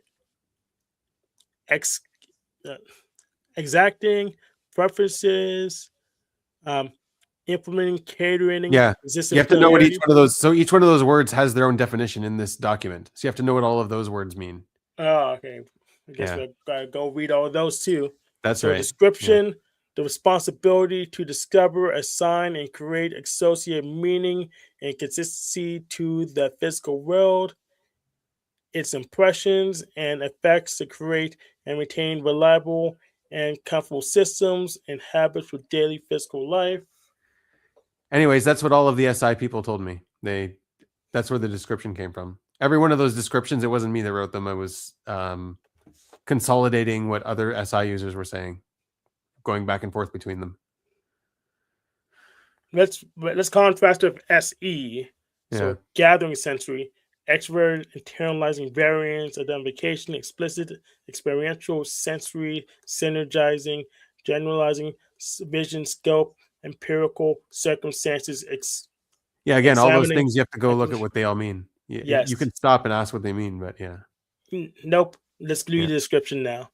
The responsibility to have clarity and lucidity on objective physical reality and present circumstances, see them for what they are, and know how to affect them in return.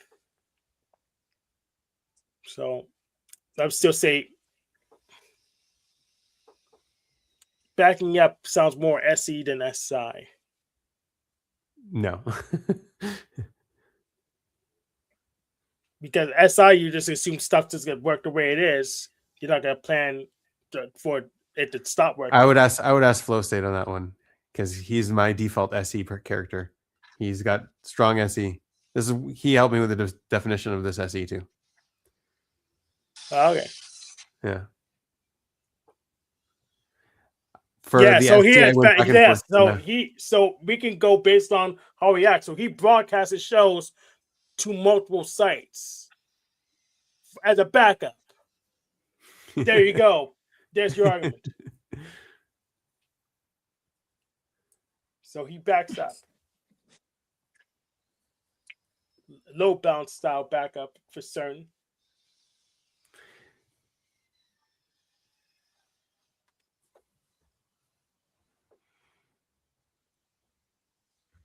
Hank, you like debating, you like arguing, I can tell.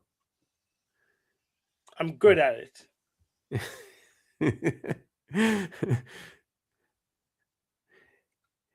Only problem though is if you're arguing against the truth, then you're not helping us get to truth. Truth is just a feeling. That's right. But it's still.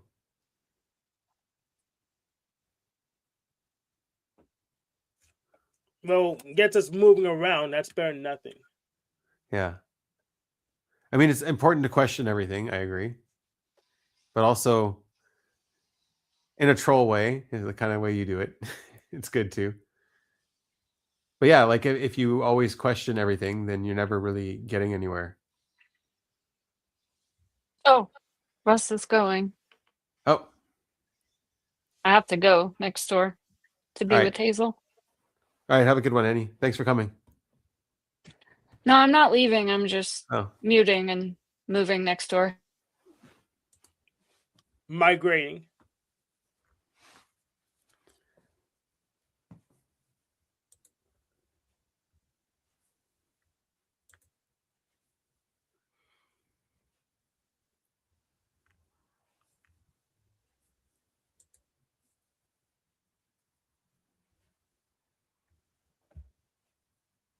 But yeah, I'm so good at debating. I've been banned from every atheist subreddit. I'm sure that's why they banned you, Hank. It's because you're so good. Yeah, they only keep the people who are bad at debating because they want to feel good about themselves. There's a reason Tom Rabbit covers Darth Dawkins rather than Jordan Peterson. Jordan Peterson makes arguments that are hard for them to counter. But Darth Dawkins is easy because he's just a ball of rage.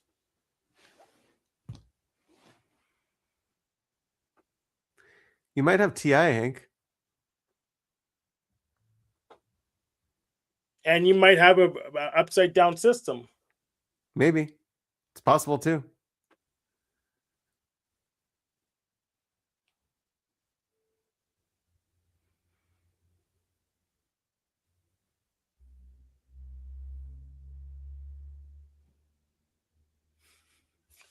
Should we read TI? No, we already did that, didn't we? TITE? No. We probably already did that. But no, we didn't. All right. TI, let's skip the description. The responsibility to filter out falsehood, examine axioms and frameworks, discover and resolve contradictions, and align oneself with truth. That's not me because the truth is just a feeling. So we'll go TE. And you don't have those. Yes. Yeah. No, I just said I have feelings. Yeah, you define truth according to your truth, that truth is just a feeling. So therefore, that's what truth is, according to your truth. No, it's not going to my truth, it's going to the facts. It is. Because we have the subjective, then the insubjective, then allegedly there's the objective out there. Okay, you're right. We don't really have access to it because we have to go to the subjective. So we gotta assume the objective is there somewhere if we want to. So let's go. Let's read the description for TE. The responsibility for objective functional success within the defined parameters of a specified and the desired outcome. So that's context dependent. So yeah, so TE is always context dependent, and TI is depending on truth. Yeah. But we So don't not TI then, eh? TE? absolutely T. Yeah. All right. Gave it a shot. So even by your definition, I'm going with T because I'm skeptical of truth. Yeah, I gave it a shot. Yeah. Annie, do you think truth is context dependent? Probably. I don't.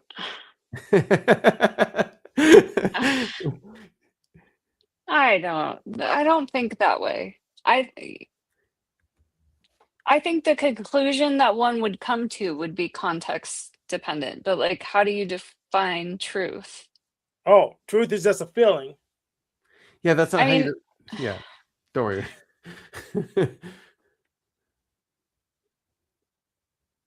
I think there are many answers depending on context, but Yes. So if context dependent. truth is something more singular than an ultimate whatever, then Yes. that's not the definition. So Right. yeah. But there's your Yes, TI. that's very honest. That's very true. That's very true from how she sees the world. But there's your TI. Yeah. What? What she just said. That's TI? No, not at all. That's Mm-mm. consensus. Yeah, that's true. Yeah. Is it consensus just because you both agree?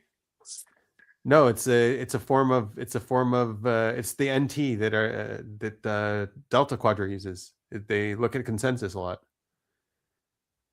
Mm-hmm. But two people agree Context is not dependent. necessarily consensus.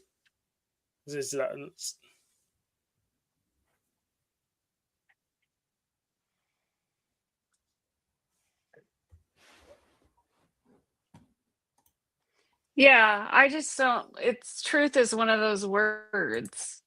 It's like you got to be talking about something really, really specific. Like, what's one true thing? I think that's the point of truth. Like, there's nothing that's true, but there's things that get closer to it. And so in natural numbers, 1 plus 2 equals 3. Right. 1 plus 2 equals 3 is a truth. Sure. In natural Very basic numbers, truth. that's a true Yeah. statement in natural numbers. Yep.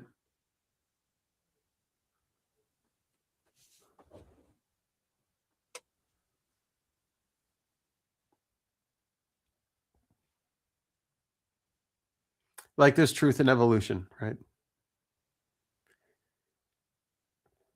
Would you agree with that, Hank? I would say evolution is a model that's been validated, but proof in evolution, I don't know what that means. But there's truth in it based on our psychology too, on all of the influences we have. We have the lizard brain, emotions. You can make successful predictions from the theory of evolution, yes. And many of those sets have been verified. Yeah, but we have a lot of evolutionary influences. A lot for the good, for survival, right? Allegedly. Yeah.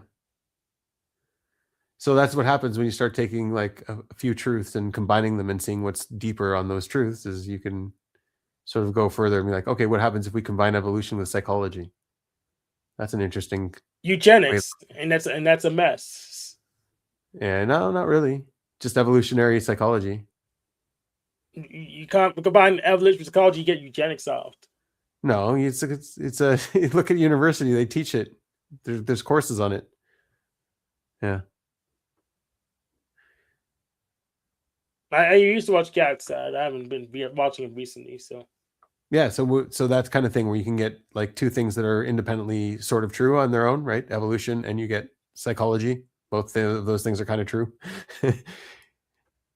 And then if you start combining them, you're like, okay, yeah, you're combining two truths. It's like definitely something here too.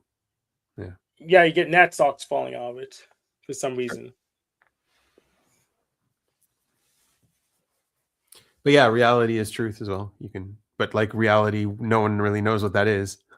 We don't have reality. All we have is information about reality. Yeah. Yeah.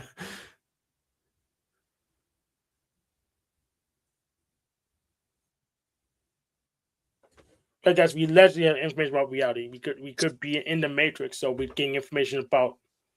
I guess by definition, it has to be reality. I guess here's the thing: I define reality because the senses. So I have a freaking circular definition, anyways. So it's probably not. I shouldn't even respond. I have a circular definition of reality.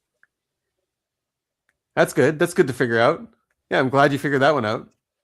Well, I already knew that before I even Did got you? here today. Yes, I already knew that. So you're not allowed to do that, though. You're not allowed to have a circular definition of anything. No, I'm allowed to do that. It's just I acknowledge that circular.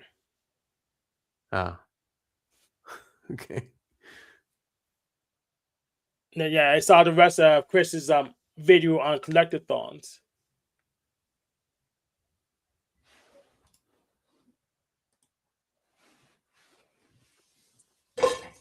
We both liked Battle for Bikini Bottom. He replied to my post.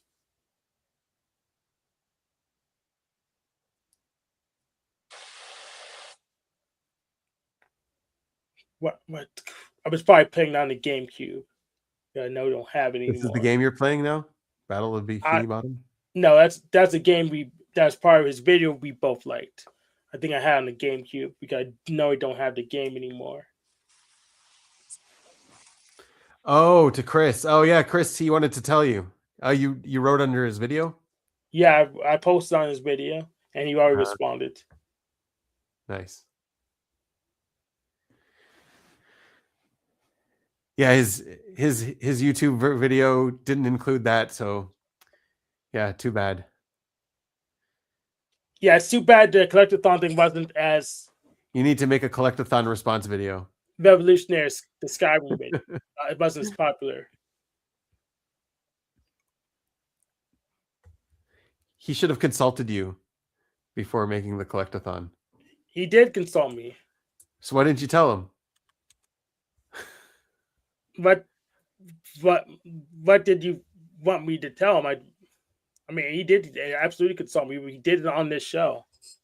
Yeah, and did you tell him about Bikini Bottom back then? I think I did. Did Yeah, you? I don't remember. Well, you should check that. Yeah, if you told him about that, then yes, you should complain. But if you didn't tell him, it's on you. All right. All right. So what difference does it make? Well, it makes a big difference. If you told him, then you have a lot of ammunition now. You'd be like, I told you to use Bikini Bottom. It's probably one of your dad jokes. I'm gonna disregard. Oh, here, look, he remembers. No, it's not a dad joke. Sonic. I think he did, didn't he? No, yes, he discounted Sonic. Sonic's you don't need to collect. It's not a collectathon. You were wrong about Sonic. Yeah. Yes, he did use Bikini Bomb. All right. But yeah, Sonic's not really collectathon because you only collect 2 things. You don't use them to unlock something though. Well, yeah, he did. Pretty much after, it's not regular unlocks because usually you collect all the chaos emeralds, you unlock a special stage, but that's not regular unlocking. Okay, I don't know those games enough then. Sorry. Yeah.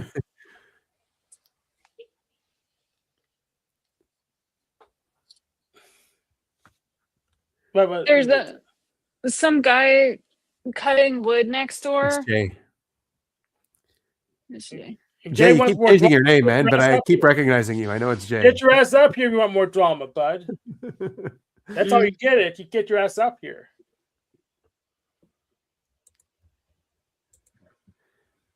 So all of a sudden, after like a decade, my landlord is next door at the main Nice. house doing stuff. Russ just told me, and I'm like, he seems pretty blast. Weird he didn't say he was coming. or like he's not saying hi to us, you know, he's like working on the deck next door. But I don't know, it makes Russ and I both nervous because there's a lot of he could sell that property at any time, and then my life would completely change because I don't have anywhere to be, you know. I don't know. I want to know why he's here. Why? Who's here? The landlord next door, Oh, because yeah, it's yeah, like yeah, yeah. we've had this situation for so long, and like if he wants to sell that house, then like all of my possessions are in my office. They don't fit here where I live with Russ. Right. So I would have to get a job, but also either live like very austere, like no possessions, no, you know, no crafts, no sewing, no guitars, or I would have to like get a place somewhere, you know. Right. So I don't know, it just makes me nervous. I think it's he came and You couldn't store obviously them? You couldn't like store them very compact somewhere? well, so I would have to pay rent for a storage unit, and then I'd be paying but not able to use any of my stuff, you know? Or I mean, like, not. What about at Russ's place? You couldn't build a shed No, or something to store it no, it just won't work. I mean, when in the I shed? first, it just won't work. I don't Yeah. want to keep my guitars in a shed. And like, I remember for a while I lived here with him and didn't have that office next door. And I had my clothes in bins outside. And I was very, very careful. But like, this is Oregon. My clothes got moldy, you know? Yeah, yeah, I can't live like that. You know, I'm a grown up. I don't want to live like that. So I don't know. I wish he had. I just think it's weird he didn't text me or Russ and say, "Hey, I'm coming. You know, I'm going to be in town." I don't yeah, know. It's probably nothing, but I always feel like there's this axe hanging over my head. You know, like everything is, you know, perfectly balanced, and if one thing changes, then it changes my life a whole bunch. So yeah. Is that SI? No, that's any. That's a lot of any. yeah, Yeah. yeah, and big fear, big anxiety. It's also demon SI because yeah, the changes in the balance of Hmm. life. Yeah. Yeah, everything's been the same. I've been living like this for, you know, Right. 17 years Yeah. and very stressful because it takes money to it's just such a sweet situation. I pay $400 a month over there, you know, and Right. it's like it gets me an office and a place to keep all my stuff and hang out and, you know, do crafts and things. Yeah, for sure. Yeah, I wouldn't be able to find that situation at that price anywhere, you know, around here. So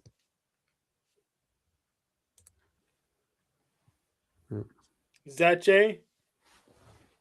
No, I don't know who that is, but we could say hi. All right, let's. What's up? Welcome. Speak, or I'll put the overlay on.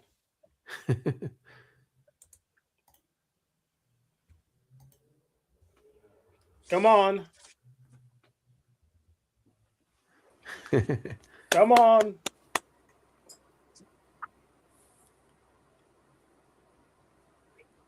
Hello, hello. What's up? What's up? Sorry, technical difficulties. Yes, this is Jay, the INFP, I think.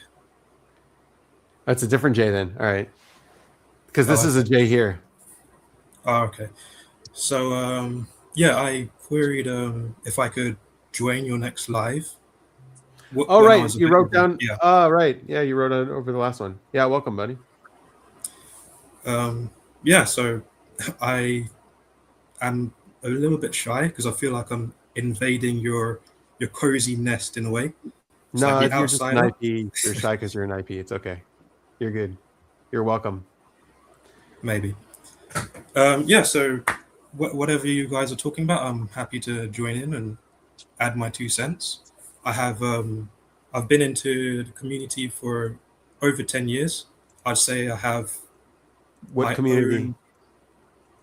own typology, Typology in a general. little bit, yeah, a little bit of Enneagram, MBTI mostly, um, and the Reddit forums.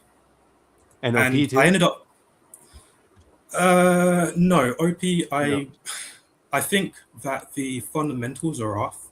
So I see it as it's kind of like they try to categorize people into types without doing the groundwork to make sure the theory was consistent. And Yeah, I so agree.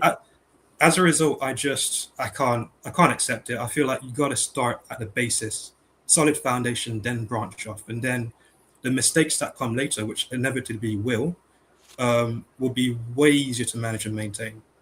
And you can already see inconsistencies in the way that people are being typed.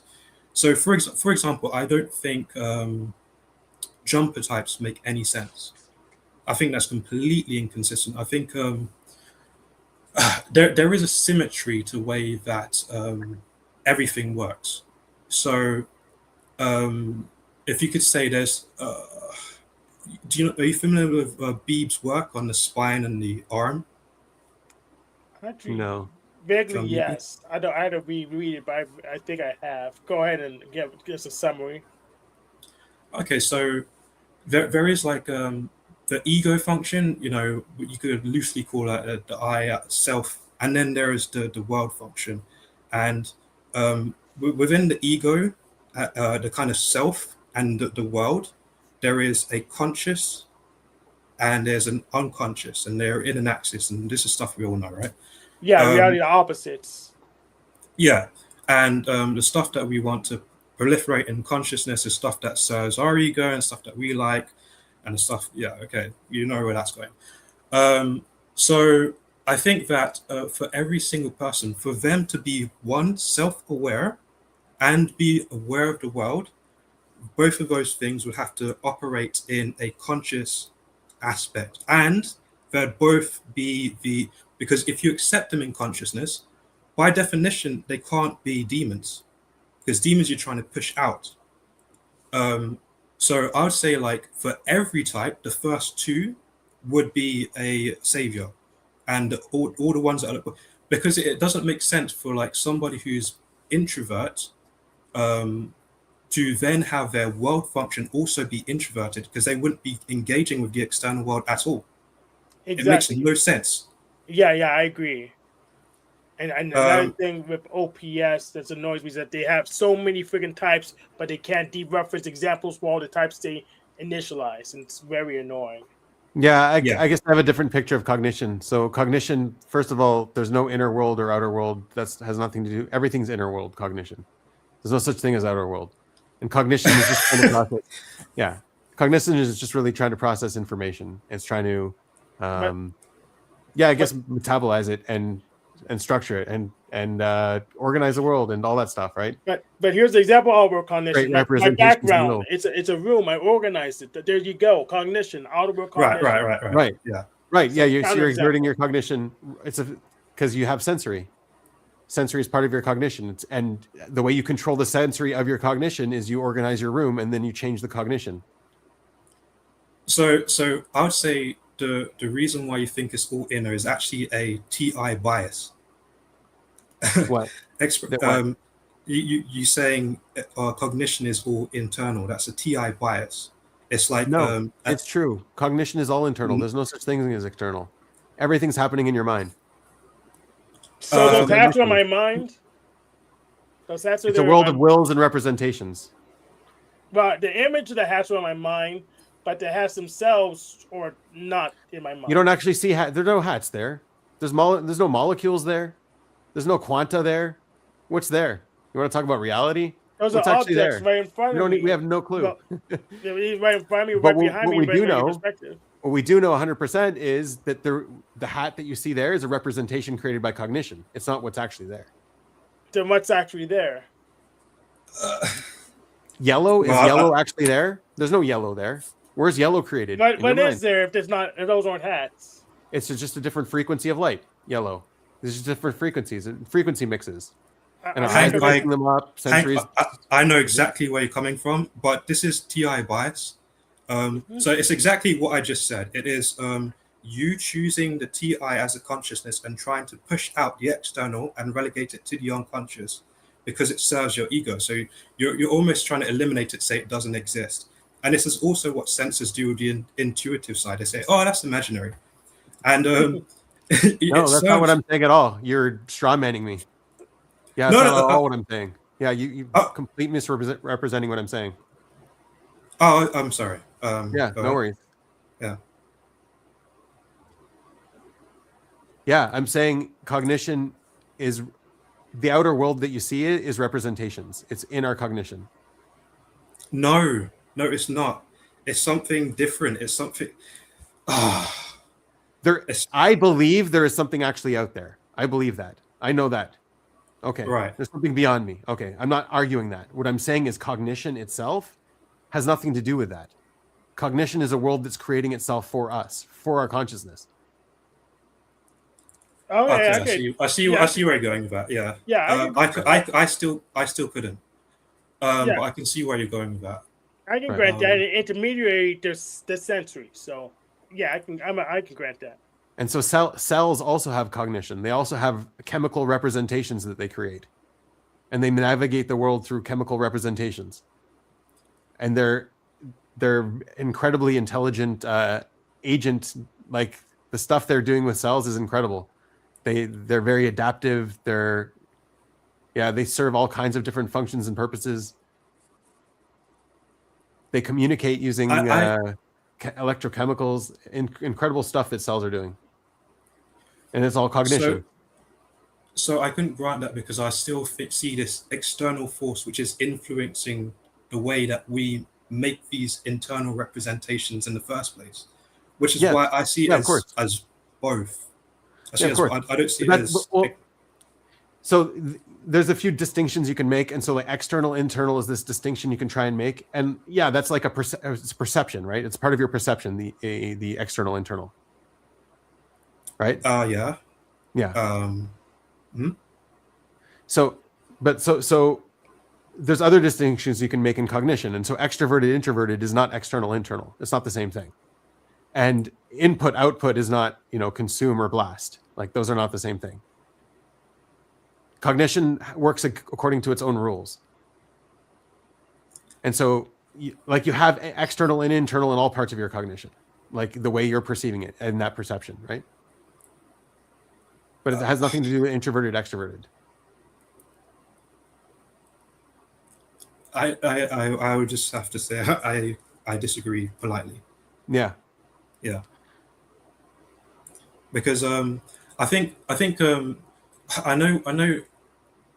So how what could you're you trying have to here's the contradiction then. So how could you have extroverted sensory or introverted sensory? Isn't sensory just external? No, it's not. Okay. So then what is it? So sensory is our relation. Okay, that's me with my SI. I was already going to say, but I'd say sensory is just like the physical, and the way that the physical can be represented is as something external to us, which we're all interfacing with, and we often conflate that as default reality when it's not, or something internal, an internal representational relationship to physicality. But the external then becomes more nebulous. The tactile aspect is seen to come internally. Okay, and where is it? Where is all of this aspect and tactile and all this stuff? Where is it happening? Internally. Okay, but for everybody? Yeah, Yeah. to some degree, yeah. So you just said it happens internally for everybody. That's what cognition does. But Cognition is also externally for everybody. It's both. What, cognition is external? How is external? Because there's also this external aspect which we're interfacing with, which then influences how the internal is formed. Yeah, there's as well. You're getting information from the environment. Like that's what we do, right?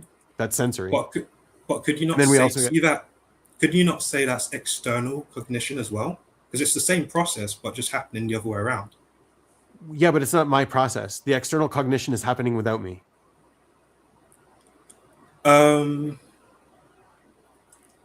You could see it as both. You could see, because you could see the way that we perceive the external world to be. We're able to change and influence the external world as much as it's able to change and influence us. So Sure. we are There's both so much more of the external world that we can never perceive. It's not within our realm or framework of perception. with the internal world as well. Also, sure. So I can see where you're going with that, but yeah, I Also, would, to some degree, there's nothing internal. We're all part of we are the external world. you think that we are the external world? Of course we are. The external world is us and we are it.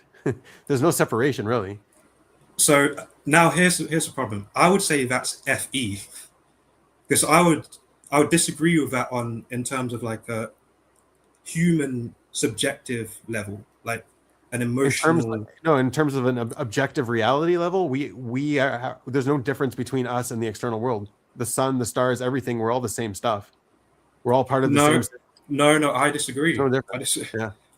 I disagree with that too, because to me this is FE manifesting itself, because I see clear internal distinction between everybody, which isn't represented. We are not the stars. We are not dust. There's something separate that exists. There is something separate. Yeah, it's an illusion. It's the separation is an illusion. But yes, there is a separation. I agree. No, I don't. So, again, this is what that I don't think the separation is an illusion. I think we are actually distinct, and this is why I'm saying I think this is your FE now, because I don't think that. Okay. Just because we think different things doesn't mean it's our functions, by the way. We could just have different TIs. Sure. Yeah. I mean, I did say that I'd have ideas that might challenge. So it's respectfully. Like, I enjoy this. I like having somebody challenge the way that I view things, because also it gives me perspective into how you see and understand things, which helps me kind of. Yeah, you mirror. You need a mirror. Yeah. You have no idea what your face looks like without a mirror. Yeah. Well, that's what cognition is doing too, right? Like, because our exchange right now is cognitive exchange. We're exchanging cognition. We're exchanging information. And my process, my cognitive process, and your cognitive process are different processes. And that exchange is exchanging this information based on how our cognition is representing the world and functioning in the world with its wills. And those two levels are really the most, like, I didn't come up with those. Those are Schopenhauer, right? The world is wills and representations. But then that got evolved and that got changed to judging and perception. Because, perception, it's representations. It's intuitive representations or it's sensory representations. And wills is basically decisions. Extroverted decisions or introverted decisions. But it doesn't mean external or internal. It means it's a cognitive distinction that combines to form our consciousness. Because I'll say naturally what you're saying are things that I'll generally, I would innately agree with, especially being an IP. But the reason why I struggle to accept it is because, again, it's like, if I'm truly supposed to understand the full scope of how people are outside of me, then I have to accept what could exist outside of the way that my ego likes to metabolize information. And even if it's something that is not really the way I like to think or the way I like to process things, I accept it and then, challenge it and test it. And I think typically what I would notice about demons as well, maybe you can speak to this as well, is we quite literally do see them in the world as demons, as something trying to eliminate our consciousness. So it's like, what we don't have to. like a narcissist. We don't have to. Or... Some people do. Like some people do. You see them different ways. All the demons, yeah. Yeah. No. Can you elaborate on that actually? Well, I think it's also based on your maturity level, right? Like if you see your demons as demons, then it's a different maturity level than seeing them as a challenge that needs to be overcome. Even in the hero's journey, right? You got the hero's journey, you got the dragon before it's defeated, and the dragon after it's defeated. Once the hero's defeated a dragon, it's not really, it's something that you still don't want to do. You still don't want to go out and kill dragons all the time, but you've done it. Yeah, it's yours. Yeah, and so I think I would say that killing the dragon is about challenging things so that your ego can get to an acceptable level of where you want to be. But it doesn't mean that it's almost like you're choosing not to see the rest of what the demon is. It's just that you've brought yourself to an acceptable place to where you can manage it, and it's no longer as much of a place where you're not even the place where you're not even seeing where the demon is when you're still afraid of it. It's still a dragon. It's still something too big for you. You don't go to the cave. You don't train for it. You don't find a weapon. You don't do all of your hero's journey stuff for it. You just run away from it constantly, right? Then you definitely don't know what it is. But like that's why I'm saying there's a maturity level. Like that's a child. That's a baby. That's not an adult has to deal with all of their demons. They got no choice, right? So I would say like how do you relate to it? I say some demons are so big that it's difficult to conceptualize even challenging it in the first place. The biggest demon, I'd say, for most people would be challenging physical existence, which most people, they don't even think to begin to challenge that. Like they just accept it as default reality, and then their demons are like challenging things inside this box in order to have a comfortable experience. All right, so let me point this back at you. So challenging, that's not something that I identify as my demon at all, challenging physical existence at all, but it seems like you do, right?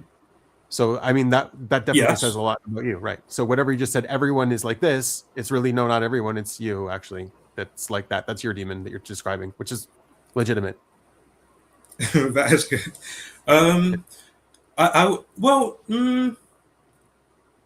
Well, no, I would also counter that by saying most people don't believe in things outside of physical existence. It's actually so to the point where it's just kind of accepted that physicality is the default collective consciousness. So I see where you're going with that as well. Again, I would not say most people. Like some people, I tend to be a little bit on that camp that you were describing, but yeah, I wouldn't say most people. It's different for everyone. So what would you define as the collective consciousness and the collective unconscious? It's an overlap of all of our functions. Like, okay, so there's a full reality out there. Let's leave this cognition aside for a second. There's a full reality out there, and cognition is responsible to process that reality and be organic and respond to that reality. And so as a human race, we're not just like individuals, we are a human race, and we need to optimize how we perceive that reality around us. And so all of us are going to have this cognitive diversity in order to process it all. But it's like on an AI, right? If you have like the set AI and you want to make it a very general model, well, you're not going to get very deep on anything. But if you make it like just a physics model, so it'll go really deep on physics. You ask it about history, it wouldn't know anything, right?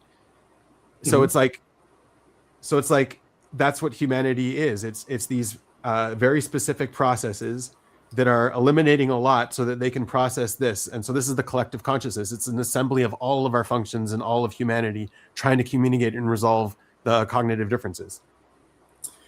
So would you say that you have a capacity to indicate what the collective conscious is yourself? Like some aspects of it, that thing, you would say no?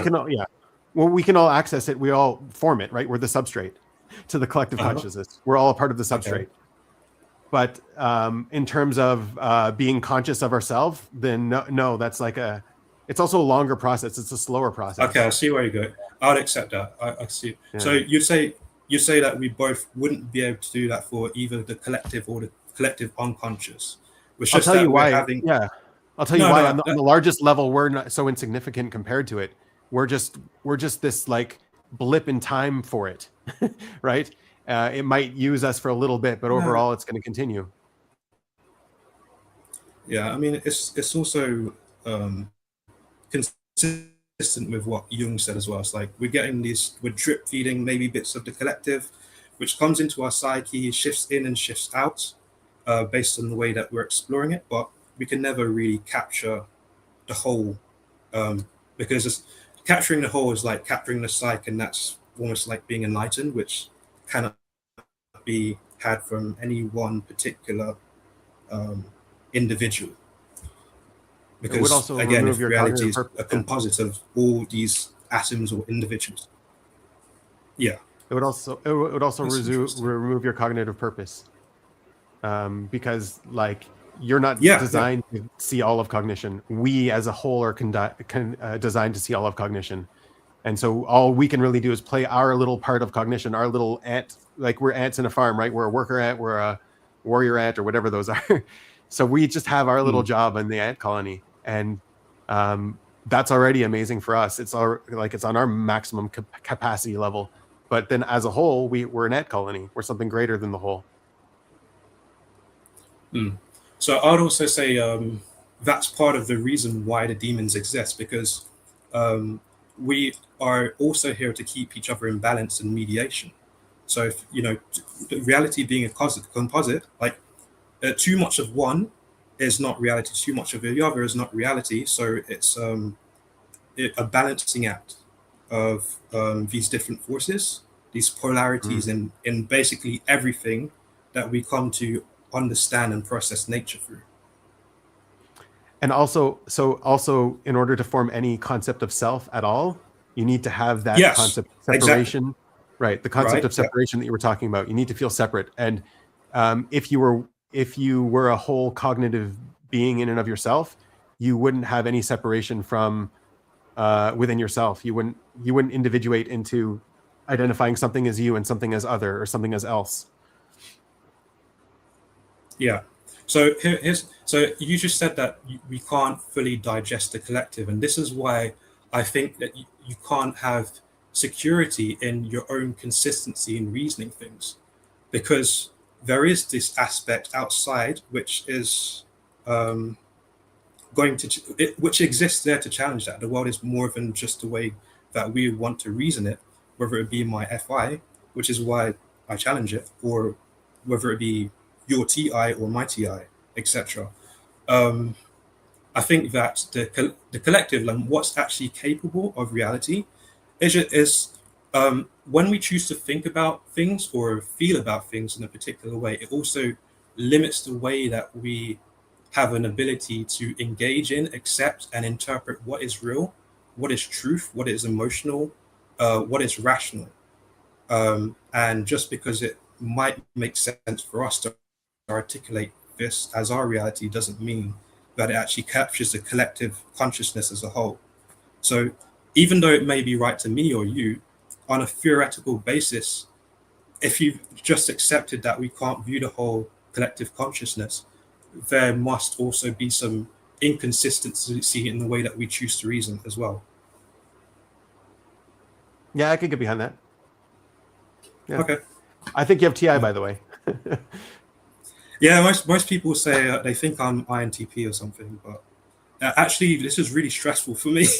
I do it. Yeah. I do it to serve, aiding other people understand. So actually, it's not. Yeah, you're seeing. That's it's not something I want to do all day or something. It's just to help other people get on the same page as well. Yeah, that makes sense, because not your preference. It's just you live in a society, so we have to communicate on channels they understand. Yeah. Yeah. Exactly, and there's a lot of people don't understand that because, well, their channels are preferred by most people, so they don't know how to work with people that's not like them. So we adapt, then we don't get understood properly ourselves. Yeah. Yeah. So I think a lot of people, they say INFPs have strong TI, or for example, with you, I see your strong FI. Okay. And so for me, it's almost like I want a TE more, but I I go to TI first because I want to make sure that there is internal consistency, so that if the group challenges me, I have the capacity to back up what I'm saying. Because most of the time, I know what I'm saying is going to be controversial to the group. So it kind of helps me beforehand so that when I do go and challenge the group, I don't embarrass myself. And see, me saying embarrass myself kind of like shows the fear and the demon aspect in me. You can see where it's going, right? Yeah. Yeah. But yeah, I mean, I very much, I know that I'm going to have different thoughts than most people. It's just a different way of going on about it. Yeah, everyone's rolling the dice. Where Yeah. you're rolling 8-sided dice, and chances of you getting the same number are pretty low. So most people are not you. Yeah, like if you want to ask me any questions about differences in cognition, how I see FI to work, how I see SI to work, go ahead. Or I'll just kind of engage with whatever you were going Yeah, with. tell us I'm sorry how you see SI to work. Okay, so I see SE to be this the way that we understand physicality being something external to us. Is like there's a chair, and then you're interfacing with this thing, which is a chair, and then everybody kind of understands or processes the physical world as these objects that are not objects, but like aspects of perception that are external that we interface with. In order with SI, it's not that. With SI, it's almost like, well, how do you see the chair? How do you connect with it? What is your identification? What's your experience of the chair? So I have a And question. Where are you getting your definitions from? so well, from talking to people, but also I say Okay, that's the best one. I say the best way I get my definitions is checking the consistency in the definitions between all the functions in order to make sure that they all fit cohesively. So that's the primarily how I do it. So Internal consistency? Yes. Yeah. Not external Yes, consistency. FI and no. So FI and we both want internal consistency, yes. It's like primarily how we like to do things. So that is definitely the way I prefer. And again, like I would make sure that it's so rigorous that often it's accepted externally, or I could do it to challenge things externally in a way that would be productive, at the very least.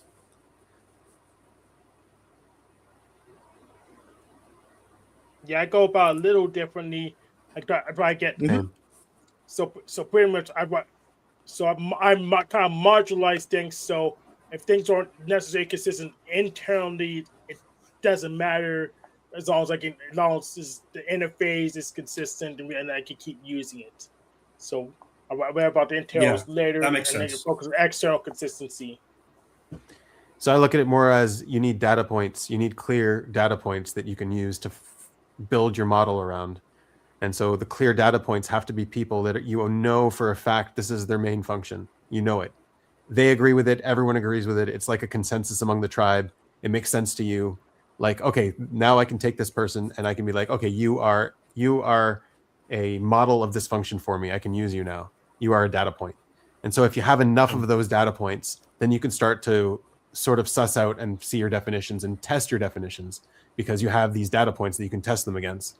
And so I think like that's the first person I saw doing that was Megan Lavota, because every time I don't know what she's doing now. She's gone off the deep end right now, but she, at the time, whenever she was talking about people with TI, she'd be like, oh, this one guy with TI and this other guy with TI that I know, and these TIs, and like, she knows the TI, she sees them, she's right about them, and she's using them as data examples. I'm like, that right there I need to do. Yeah. Yeah. So for me, it would be more various. Okay, this theory says that there's these 8 functions, right? So based on this theory, I can split people into 8 groups.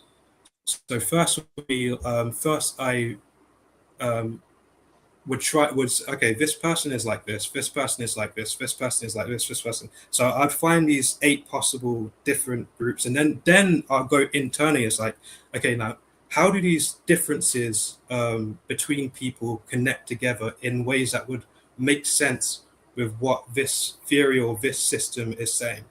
And then I'll try to find like internal consistency between all the two to make sure that the definitions match. And I'll be like, okay, this is internal, this is external. So this is before I've even defined anything. It's just making sure that I can prove the distinctions within my mind.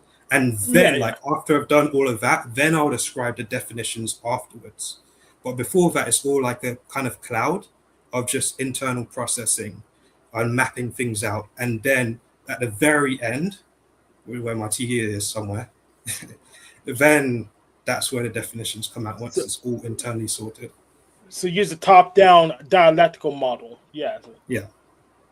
Where's Nico? You remind me a bit of Nico.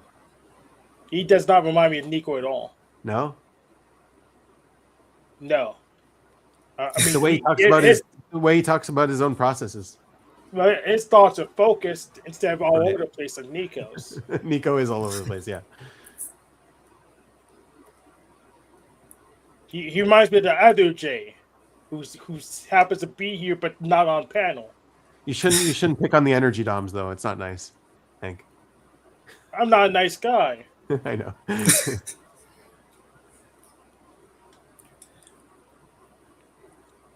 So why did you become so invested in OP? Was it just as you said, it's like the external kind of the thing that you can work with first, and then you can sorry, I'm really tired, so I'm gonna have to go in approximately 20 minutes. Yeah, they were really trying to get it for the longest time. Like before they came out, they really tried to solve this problem because like they were in the typology world for a long time before that. And I was there. Yeah, no one was able to solve this stuff, and they just they put out videos on the way that it was all explained to them. And they sat down and really tried to solve it all, and really tried to categorize it all. And that's really commendable. And then they saw patterns for a long time. Yeah. One of the biggest patterns they saw was with Tony Robbins had a typology, and then they looked at Young's typology, and they're like, "Oh, this matches." Like Tony Robbins is talking about one aspect of this typology, and that was a huge unlock for them. And so it wasn't them that came up with it, but they saw the connection. They were like, "Oh yeah, that works." Yeah, the perennialness. Right. Yeah. And actually, Tony Robbins and that combination actually lines up with academic stuff. There's the Schwartz's theory of human values. Right. Schwartz's theory of human values also maps exactly the way that OP and the way that Tony Robbins, like OP isn't doing it. It's Tony Robbins and Young that were doing it. And so this is like one of the most rigorous theories in the humanities. That's like, it's a actually well-based statistical model. So anyways, so it all lines up really well. So for me, taking that as a framework is just out of interest, what you just said about it being well based in psychology, and I'd reject all of that. Just like if it, certificates to me, this is FE, external valid, like externally confirming itself. I agree. I also reject it. But when there's enough data points, and when this thing is actually had so many, it's very rigorous. It's a statistical model. It's one of the most researched areas. So it lines up with what Tony Robbins just out of the pocket saw in people, and then with what Young was saying as well. So for me, it's like, okay, there's something here. It's the same thing, right? Really. I would say, for me, what kind of led me, when I was in the community but then people were saying like TI is selfish or FI is selfish, and I was like, no. This doesn't make any sense. It's like, okay. How are you linking this consistently? Because is this going to be an internal thing? Is it a feeling thing? Like what in relation to other functions would make this make sense? And it was kind of just people. Oh, I know to make it very offensive. It's called what OPS is doing by with the community typing, vibe typing. That's gonna trigger a lot of people. Vibe typing. Yeah. Yep. Yeah, vibe typing is not good. You don't want to do that. But that's what they do. We'll just go in a room or go in another room with these other people, and we'll go down the chart and whatever matches. That's truth somehow.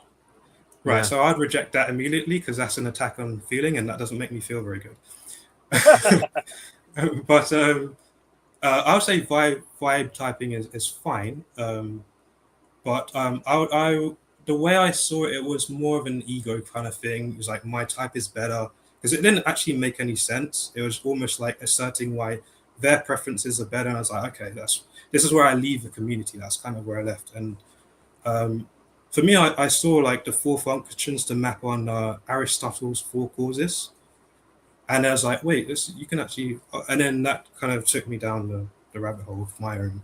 And this is where I saw, when you posted the video about the relationship to the tree of life, this is also the pipeline I was going along because it led me there as well.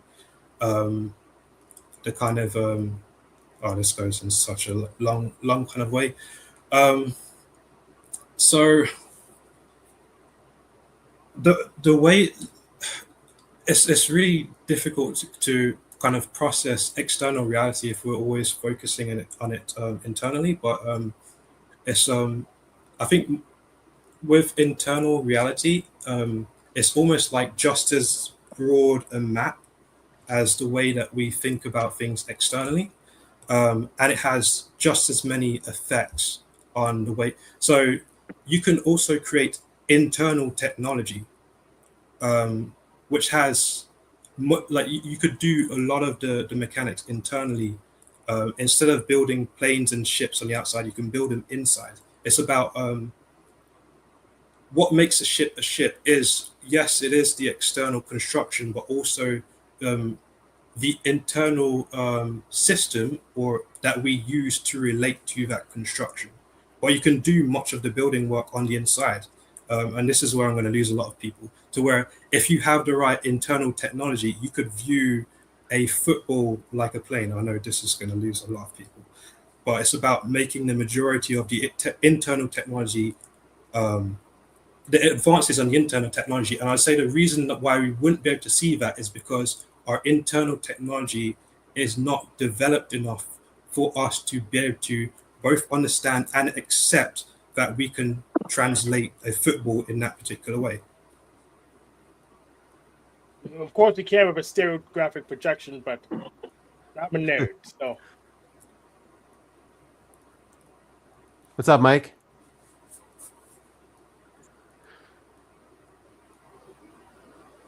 How you doing, Mike? Hey, hi everybody. Yeah. Hello, people of Earth. Hello, Mike. What's going on with you? Good, good. Nice to meet you, by the way. I'm new here, so I'm just learning Yeah. about how everybody does things. What's your name, by the way? Me, What do we Jay. call you? Yeah, call me Jay. That's other Jay. We have Jay in the chat and Jay on panel. You can call me Jay too. Whatever. Or Yeah, Jay works. Jules. Jules also works as well. Jay's fine. You sound like a well-read individual, period. From the little that I heard. Thank you. Yeah, I think I'm consumed first, for sure.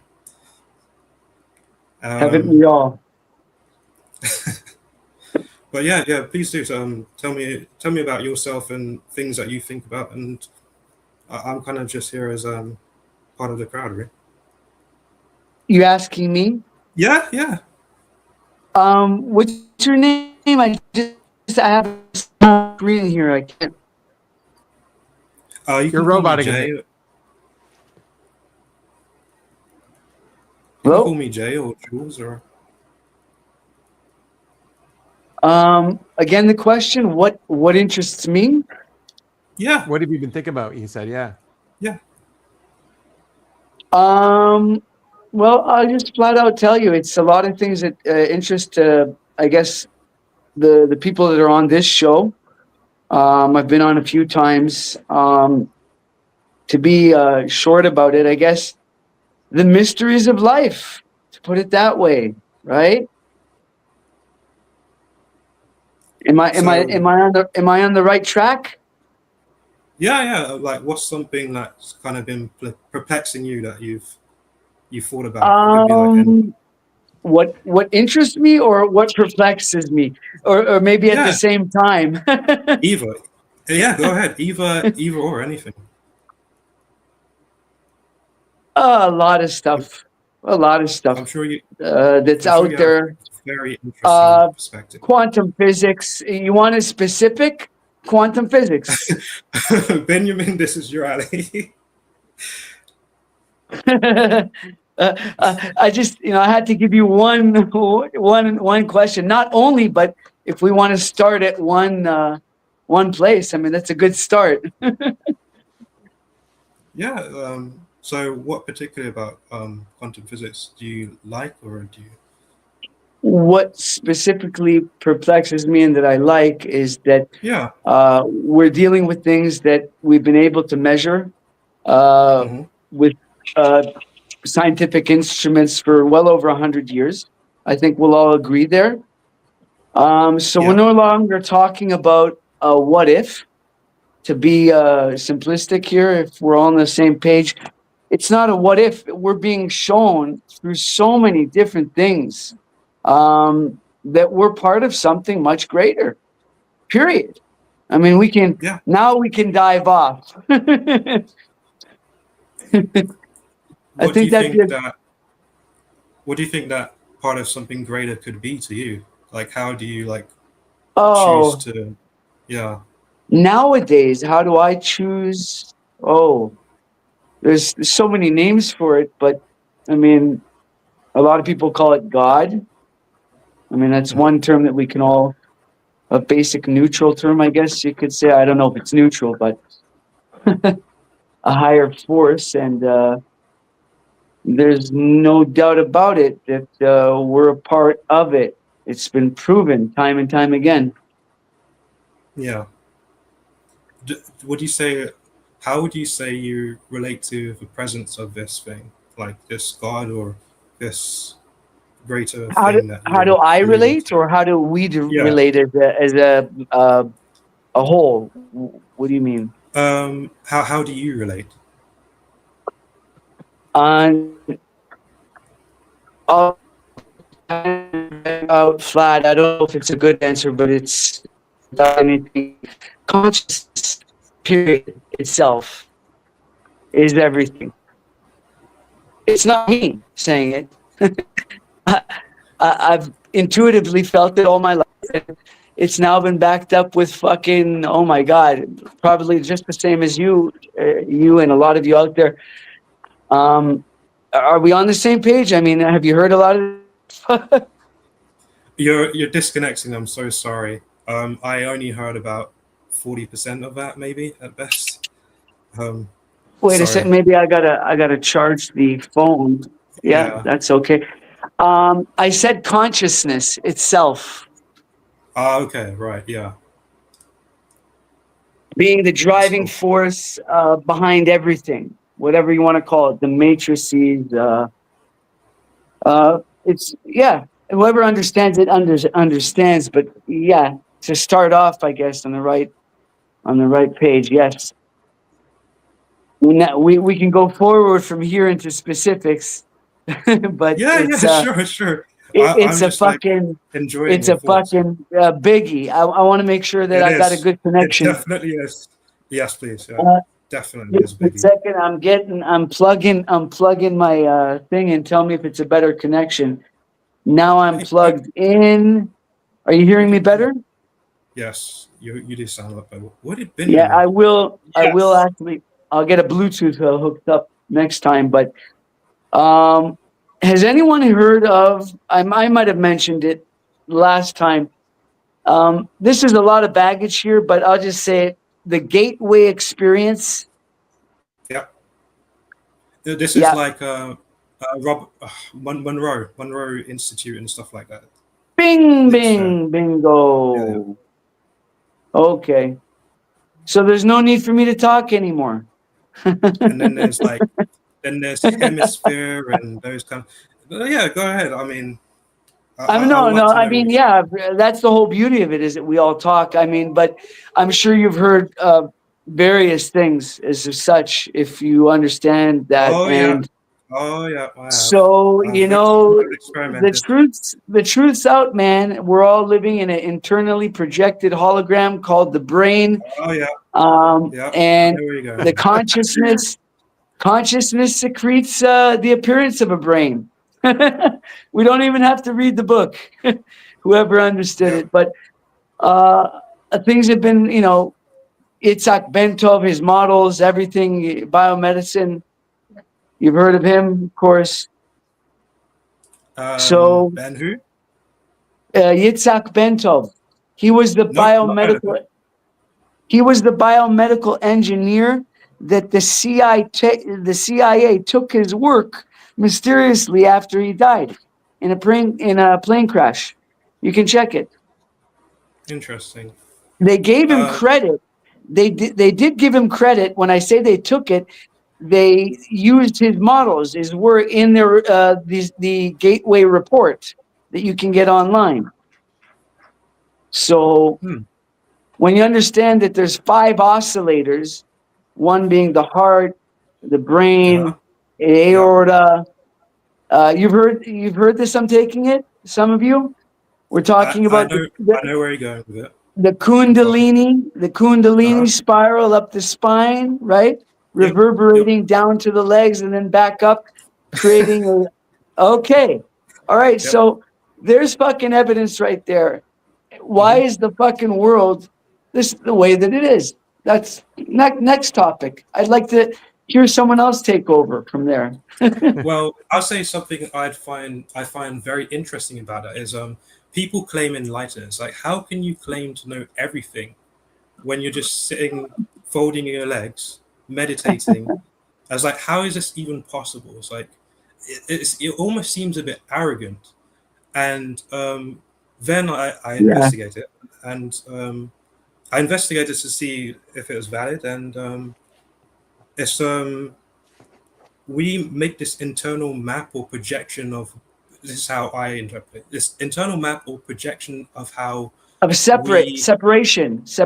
Yeah.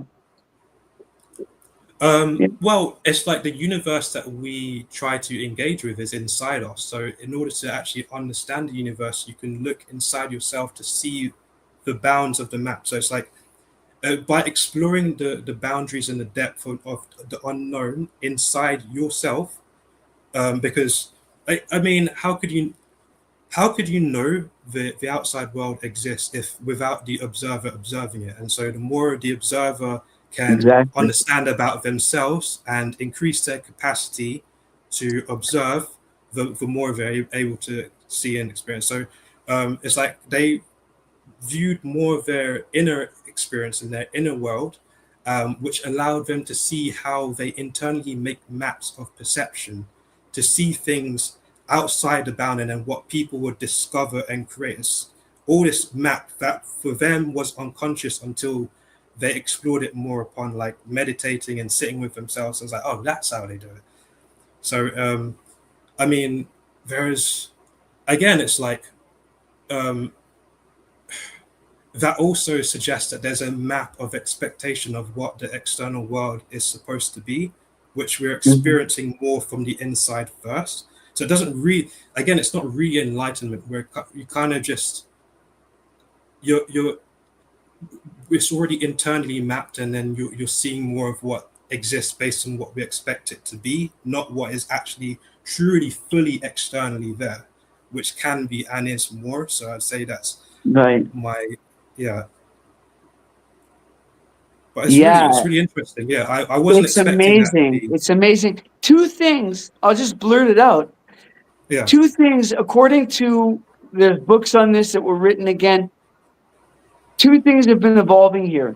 The human nervous system, which exists in the third dimension of reality, of matter, right? We're talking matter. Our body is matter, right? And there's been consciousness that's been evolving through that itself. Okay? They call it the absolute, right? The absolute and infinity, experiencing itself through billions of different forms, right? While at the same time having the feeling of separation. Okay, so basically, God's inserted himself. God, if you want to call it, has inserted consciousness. I like to call it. I prefer inserts itself to have its own experience within its own dream world. Yeah, well, It's kind of wow. That's fucking. You know, it's not me. I don't take credit for any of this. I'm proud to say that I don't. I felt a lot of it intuitively all my life, but you know, I understand. I feel the concepts. I know them to be true, and I also want to let everyone know throughout the beauty of all this, of talking about it, of mere existence and life itself, which is really beautiful and holy in every way. We're never really going to get to the bottom of it in a sense that we can understand. No. Okay? One needs to understand that. That's the whole beauty of it. You die, you lose that consciousness, that specific consciousness, and you float back into something else, unaware. Are you with me? Yeah, I'm with you. This is what the mystics have said. This is what the Egyptians also alluded to as well. But yeah, everyone verified this already. Okay, so it's tremendously, you know, awakening. I don't know if that's even the word. When one understands that it's basically consciousness here that's been evolving all along. Yeah. Insane stuff. I looked at the book. It's, I guess my soul, my spirit can understand a lot of this stuff. It's beyond numbers. We're dealing with something now that can even bend the laws that we know or that we think we know. Yeah. So, I mean, okay, so this is going to link, but have you had any paranormal experiences or like Absolutely. Not the common ones, seeing ghosts. I wish I had. No, I never saw a ghost, but I have had lapses in time, expanded awareness, for example. Okay. I can't think off the bat of my head. I mean, there's so many things I could think for our next, but throughout 45, 46 years nearly, too many of them. And something has always guided me. Something's always guided me. Interesting. Yeah, I think I speak for a lot of us too. A lot of us have had, especially nowadays, crazy experiences in the past 20 years. 9/11, I think the world really changed.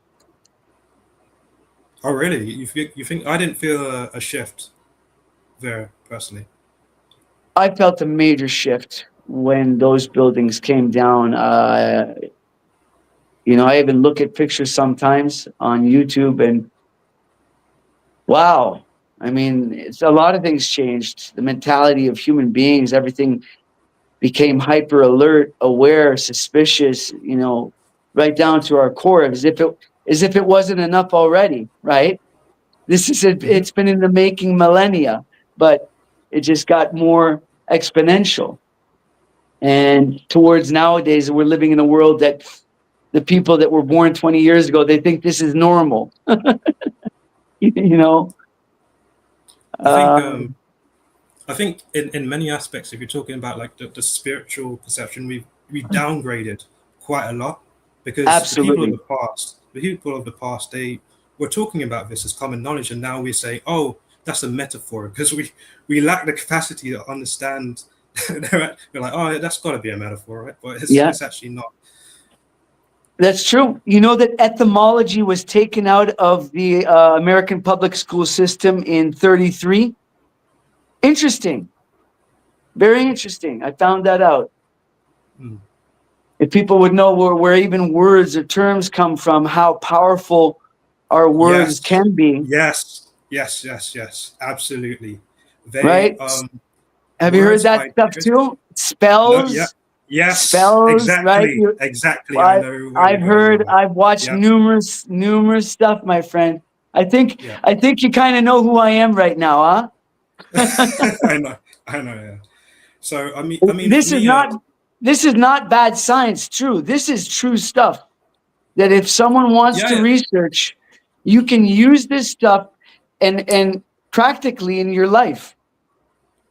You know, So again, I was a skeptic of this until it happened to me, and then I thought I was crazy until I could teach people. So I mean, if you can also exactly. confirm it by teaching people, then it's kind of hard to. But so I have seen ghosts. I have met Oh, my spirit. I have met my spirit guide. I so what happened is I ended up having a spiritual breakthrough randomly where all of a sudden I was hearing voices from, and you could also say that schizophrenia. So I also challenge that too, but it wasn't. It was other voices from other entities which I can still hear, and then I could see auras. So I'd see like red rings around birds or physical like things in movement, or and then it kind of deepened to where I see multiple rings, hmm um, and then I would start seeing weird things like portals, and then I this was very strange where I would see like the arrow of time. So I'd see people moving on arrows. So let's say somebody is walking in a direction. I saw that this arrow, it would go underneath them and it would hmm just go far out. And then the people would walk exactly on the line of these arrows. Exactly.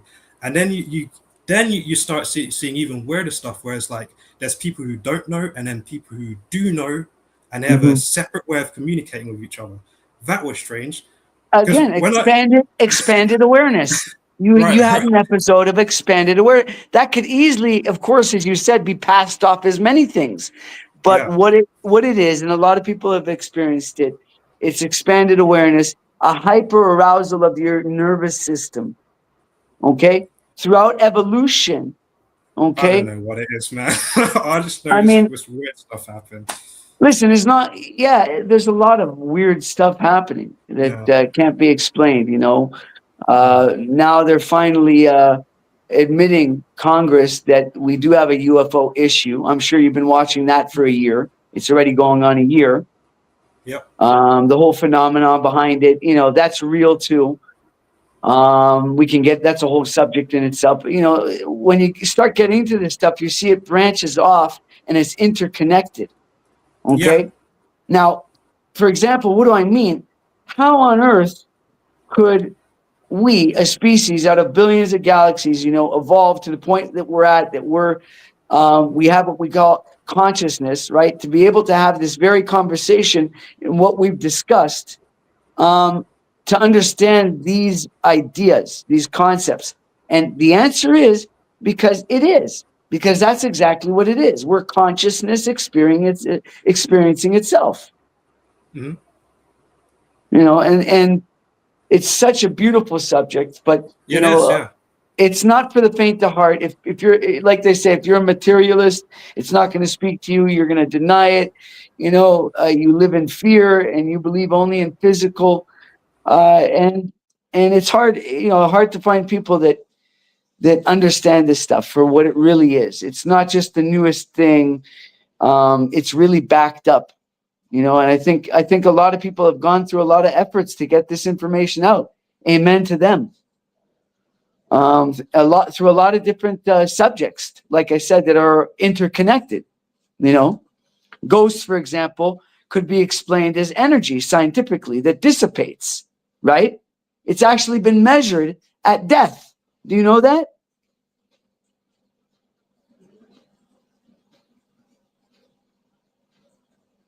Hello? Well, I'm here. I disagree. I don't know Um, that either. They measured it. Listen, it's not conclusive. I'll be honest. There's always a medium to everything, but there's too many things. Ghost is just one of them. What about clairvoyance? There's so many fucking millions of things that we don't know. Let's just put it that way. So, not knowing doesn't mean it's paranormal. It's science that just hasn't been discovered. Just like magnetism or electricity, for example. Well, magnetism, electricity, and clairvoyance has been. Go check up. Now, I asked, how the fuck can matter come from energy, right? And E equals MC squared. Go look up. I just found out recently, proto matter. How it goes around. Proto matter, consciousness, whatever you want to call it, blows up, comes out of a white hole, circles around, okay, and then gets sucked back into itself on the other end, on a black hole. There's this video I saw about the guy Parallax. You know Parallax? Yes. You know him, Hank? So Extra History just did a video on him. It was pretty good. Do you want to check it out? Sure. Do you know Parallax, Mike? I'm going to, and within a few minutes, I guess. Right. All right. I don't know. Can we hear this? Plymouth, Yeah, I hear you. 1864. All is set. A telescope has been deployed and adjusted, lines of sight investigated and measured. A crowd gathers to watch this face-off. Two opposing sides meeting to try and solve the question of the age. Is the Earth round or flat?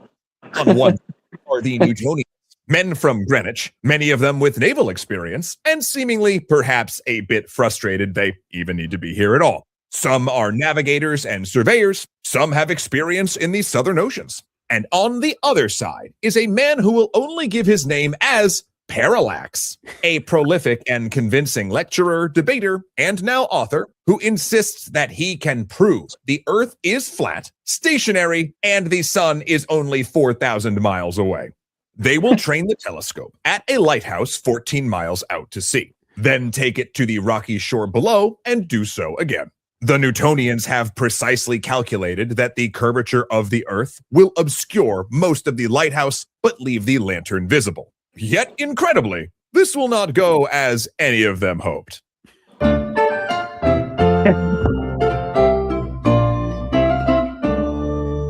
Thank you so much to Planet Wild. Anyway, this guy was like a good scam artist. Do you want to keep watching?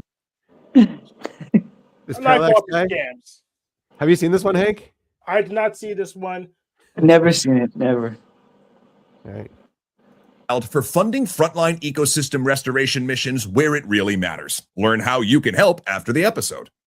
Samuel Burley Rowbottom, pseudonym Parallax, is more than any other single person responsible for the modern theory that the Earth is not a globe. Yet, incredibly, historians are unsure whether he himself believed it. Part of that is his background. Born in 1816 outside Manchester, Rowbottom's early life is hard to pin down because so much of it comes from his own accounts, writings that are not, on the whole, all that trustworthy given some of his later claims.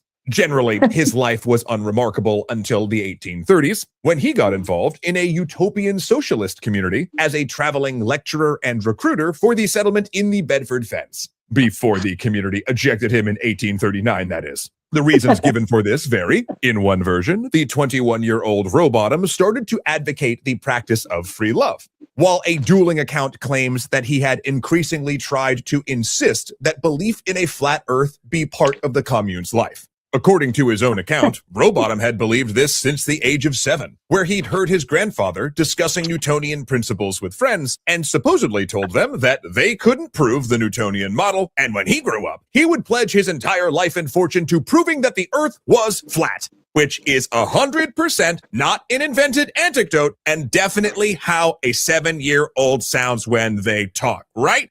But whether he tried to foist these flat Earth views on the commune or not, it was in Bedford that Rowbottom conducted the experiment that he'd base his career on, the Bedford Level Experiment. He gave varying accounts of what this was, but he apparently laid down on the frozen ice of the incredibly straight Old Bedford Canal with a telescope and saw people ice skating on a pond 6 miles distant. Or he waded chest deep in a canal and saw a bridge. Or he stood on a level bridge and looked down at 2 boats he'd sent flying flags. Whatever happened, he'd claimed that he'd seen the objects far past where they should have disappeared beneath the curvature of the Earth. And yeah, he probably could see them because it was known even at the time that atmospheric refraction could make It's crazy. It's the definition of confirmation bias, right? Like the story he told, whether it happened or didn't happen, I don't know. But it's like, oh, I'm going to prove that the Earth is flat because Newtonian physics is fake.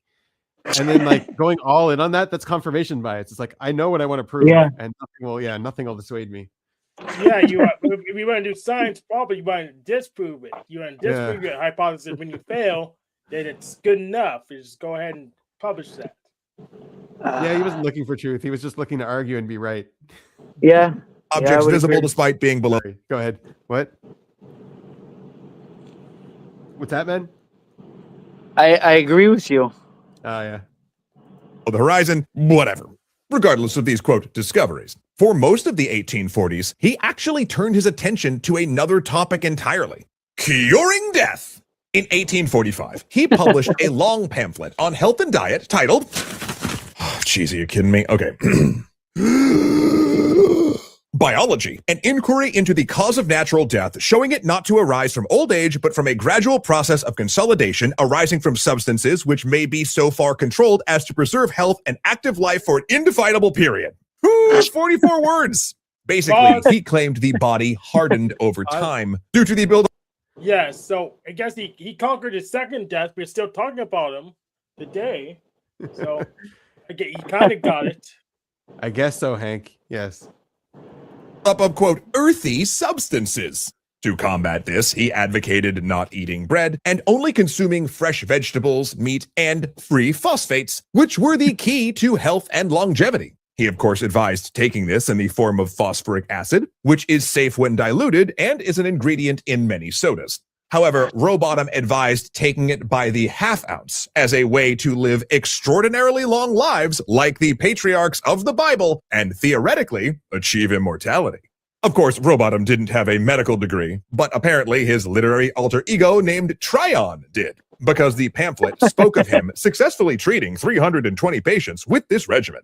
It's unclear whether he was quietly selling quack medicine in conjunction with this literature, or if that just came later. But until his business of being a fake doctor took off, Rowbottom had to make ends meet with the 3 most powerful tools he had at his disposal: his voice, his pen, and his debate skills.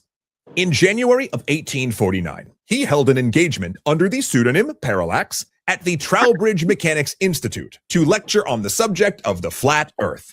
Now, it should be noted that this professed belief of Rowbottom's was weird. Though several ancient religions had believed in a cosmology that included a flat Earth, philosophers in ancient Greece had proved the world was round, and that knowledge was widespread in the medieval world and universally accepted by the Renaissance, which is part of what gave Rowbottom's lecture such a good hook. See, he lived in a time of lectures as entertainment, when a traveling lecturer could make a lot of money speaking on a specialized topic like literature, history, and especially science. Victorian sensibilities really pushed the idea of self-betterment through education, and mechanics institutes sprung up all over Britain, offering space to lecturers and courses to educate the working classes. Though some of these lecturers were legitimate teachers and writers, many were charlatans in it for the attention and money.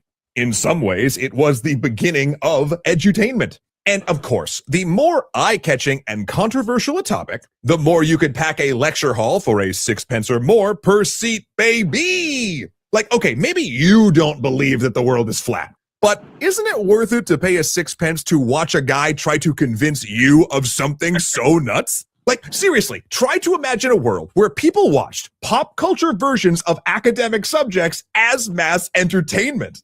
Imagine it. Are you imagining it yet? I'm imagining. Have it in your mind's eye? Yeah, of course it sounds like YouTube, doesn't it? This is pretty much like Victorian YouTube we're talking about. Rowbottom's first lecture was covered by the local press, where apparently he laid out what would be his consistent arguments for the next 3 decades. Namely, that the Earth was not a globe, it was more like a pizza, with the North Pole at its center and a big ice wall around the outside forming the pizza crust. Also, the Earth did not orbit the sun. Instead, the sun moved in a circular path above the Earth, and the moon was not lit due to its reflection, but because it was a self-illuminating object. Both were close rather than far, with the sun only 4,000 miles from the Earth's surface, and the stars were not other suns far away, but points of light in the great vault of heaven. In fact, the Earth was the only planet, and below it were the primordial waters mentioned in Genesis before the Earth's creation, and the rocking of the Great Plate is what caused the tides rather than the moon's gravitational pull. According to Rowbottom, the Newtonian scientists had it wrong. Not due to some conspiracy, mind you, but because they were arrogant and imaginative, and could not prove their theories apart from thought experiments. Meanwhile, Rowbottom's philosophy, which he called zetetic astronomy, relied on experiments that anyone could replicate at home. This was, of course, hogwash. Astronomers of the time had plenty of hard evidence to back up their claims, but it often relied on math that was difficult for laypeople to understand. Ironically, Rowbottom relied on this same weakness to argue for his theories. He threw a lot of math and diagrams at his audience that were hard to follow or refute, and he packaged it all in an anti-elite language, which would appeal to the common audience member. After all, this was still very much an era of the gentleman astronomer. What's up? I just want to point out Rowbottom's technique is how flat earthers argue today. They pretty much use the exact same playbook as Rowbottom. Really? Yes. I'm sure the science has developed since then. Yes, the science has. But, I mean, their science. but their they're science. what they're doing is not what most people would call science. Right. They have their own science. All right, but they could have fooled me. Yeah. But yeah, I'm sure it's developed, whatever that science is, right? No? It hasn't gotten deeper and more fleshed out? More experiments?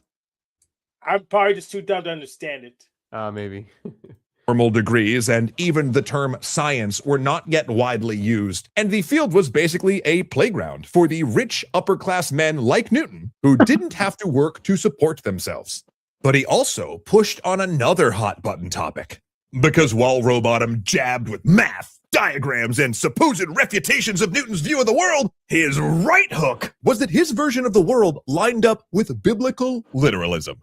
In his talk, he said astronomers were not simply wrong, they were attacking religion by contradicting biblical teachings. Then he closed the presentation with the idea that phosphorus could make you immortal. Rowbottom's first lecture was met with good reviews in the local paper, apart from the phosphorus part, which was so derided that he never again promoted it in a flat earth lecture. That, of course, would be spun off into its own separate business. Where he ran into trouble, however, was at his second lecture in the town of Burnley, where during the post-lecture debate, someone asked him why ships disappeared from the bottom when sailing out to sea. At this question, he panicked, then said he'd have a good answer in the second part of his lecture the next night, and promptly skipped town. The local paper then recorded the audience jeering when he didn't show up the next day, joking that Parallax had obviously slipped off the ice edge of his flat disk and would not be seen until he peeped up on the other side. By his next outing, he had researched the most common counter-arguments to his theory and rehearsed quick, and more importantly, often humorous comebacks to every single one. These too were, of course, unsupported nonsense, but it was the fact that he was entertaining and appeared knowledgeable that made him, to a layperson watching, seem like he knew more than his opponents. He developed other strategies as well. Like when questioners pressed him too hard, he'd claim they were being selfish and taking up too much time from other people who wanted to speak. When he did not have a satisfactory answer, he would pivot to a different topic entirely or turn questions around and challenge the questioner to name statistics that he'd memorized. He'd ask them to prove there wasn't an ice wall and throw out too many falsehoods to refute. Not to mention subtly making fun of Newtonian proofs by using words like rotundity to make the idea seem ridiculous. Crucially, though, through all this nonsense, Rowbottom was unfailingly polite and kept his tone even, which granted him more and more authority with the audience, as his opponents, who increasingly included actual scientists, navigators, and sailors, became frustrated and angry as he piled on disingenuous arguments. But this growing fame also meant that Parallax's opponents leveled up as well.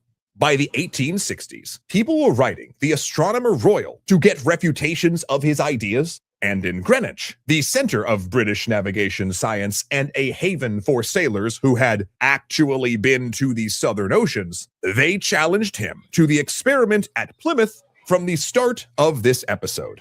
The stakes were this. The Newtonians argued that with their calculations, the lighthouse would be just over the edge of the curvature, and with atmospheric refraction accounted for, the whole lighthouse would be visible from the cliff, but only the lamp should be visible from the rocks. Parallax insisted the entire lighthouse would be visible from both perspectives. Except neither happened, because atmospheric conditions that day meant that the refraction was actually less than normal, meaning only half the lamp was visible. Yeah, the lighthouse was actually further obscured by the curvature than the Newtonians calculated, and Parallax was more wrong. Despite this, Parallax turned to the watching crowd and declared in a victorious tone that because the Newtonians had miscalculated, clearly they had proved that their models were all faulty and no one should trust them. He then went on to publish his monumental Zetetic astronomy book the next year titled, give me strength, Zetetic Astronomy, The Earth is Not a Globe, an experimental inquiry into the true figure of the Earth, proving it a plane without axial or orbital motion and the only material world in the universe. 34 words, 2 colons, 2 exclamation points, and 0 self-awareness. Sounds like It was a Japanese title. bestseller. That's so long. Sounds like a title to a Japanese work. Yeah, it's pretty.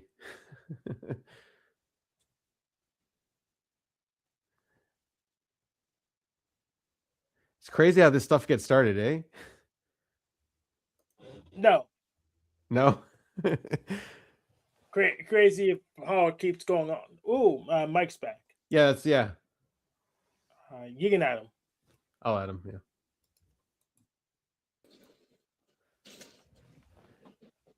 It's crazy how this stuff gets started. Hey, can everyone hear me? Yeah, can you hear us? What the? I can't figure out this freaking headset.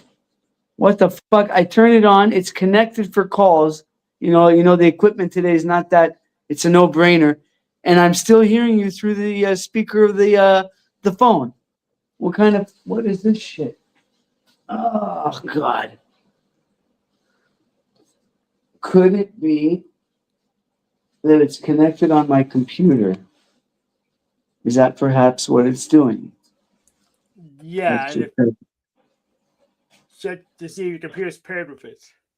Yeah, maybe it's paired. Let's check. No, it's not. There's no fucking email, Bluetooth here. I'll figure it out. Is it even on? Let's see. Maybe it's on.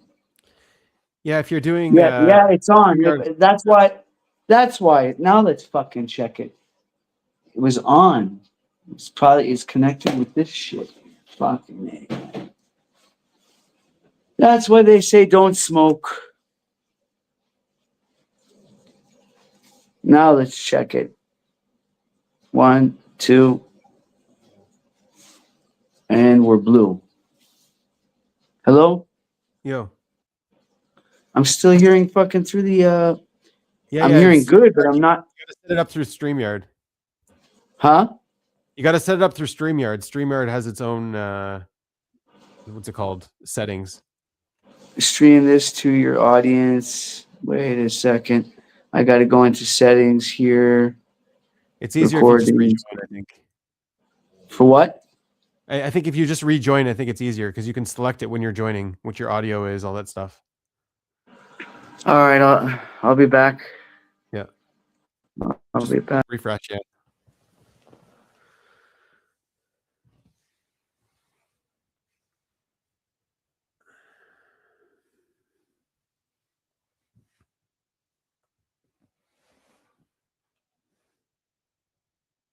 Yeah, you knew about Parallax, Hank? How could you not, being in the Pedalverse, right?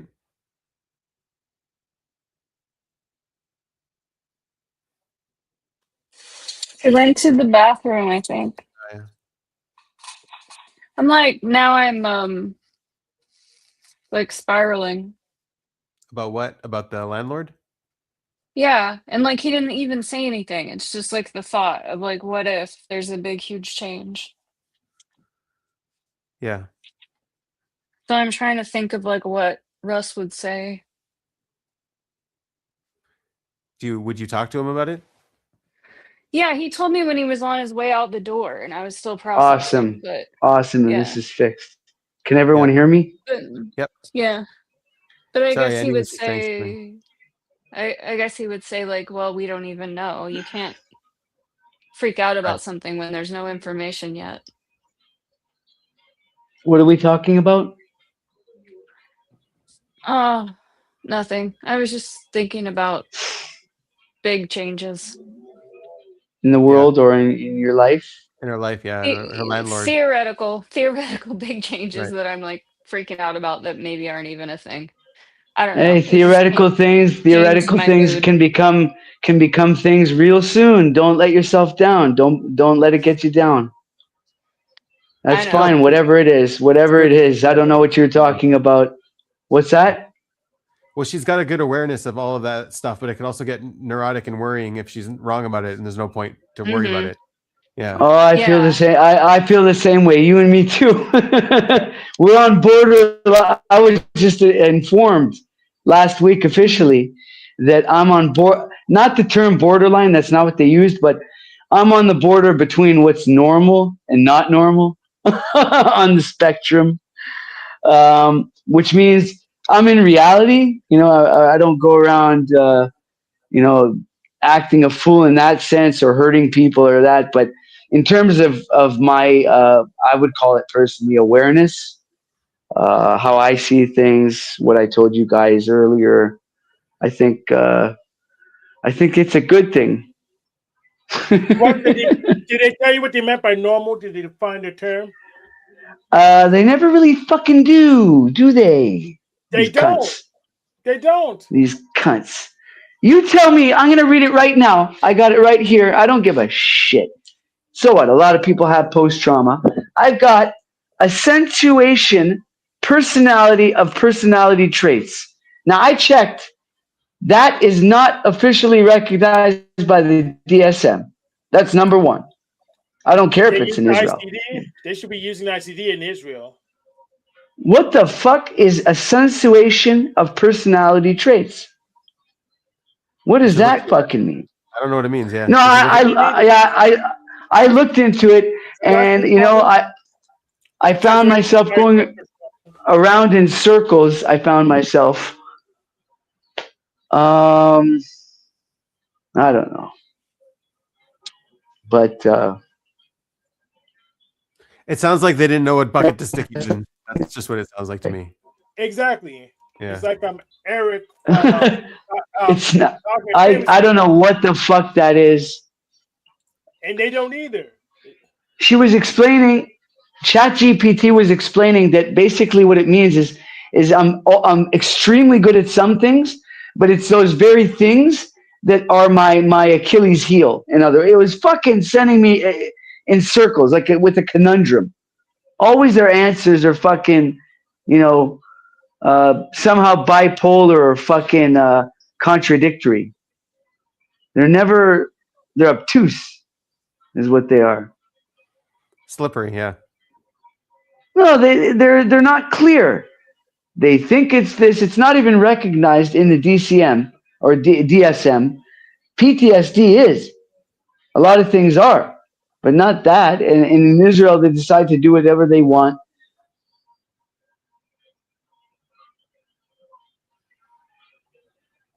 Yeah. Why does it have you so worked up? Just as a question. Because it's like giving personal. It's not like it's giving personal details to someone that's a so-called, professor or fucking and they take that and they paint a picture. They wrote me up something, not on the form. They wrote the actual diagnosis. It's in bold in most countries, right? But then under that, they write a description of things that are not accurate, some that are untrue. Okay, I'm sitting with this gal for 10 times for an hour each, right? Imagine Yeah. each time an hour, explaining to her RLA, Benjamin, right? We were there. All sorts of things about my life that came to be, and they use that. They paint a picture that's their paradigm of you. Yeah, that's what they're doing. Of course. Yeah. 100%. And my point in case, we all go through hard times.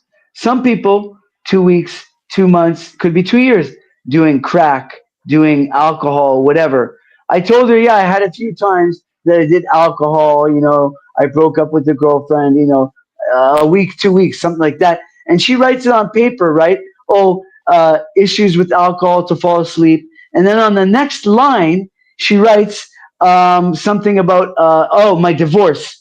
Right? So you understand how the human mind works. Whoever's going to look at that is going to see, oh shit, alcohol. And then the next time they're going to see divorce. They're going to, get all sorts of thoughts about me, connotations that are negative or they're wrong.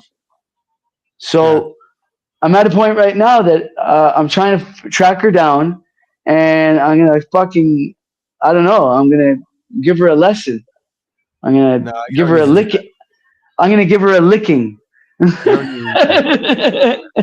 I'm just kidding with that. No, I'm not going to do that.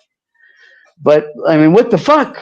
So what I'm going to do now, what I am going to do is I'm going to go to a real professional. Okay. Doesn't matter from how I found him, that is going to write a comprehensive analysis. Okay. And he's going to portray that. And it's also for the National Insurance Agency, Benjamin, that I'm doing it. It's for another thing as well, but it's for the national. And he's going to portray me in a little bit better manner, I guess. Yeah.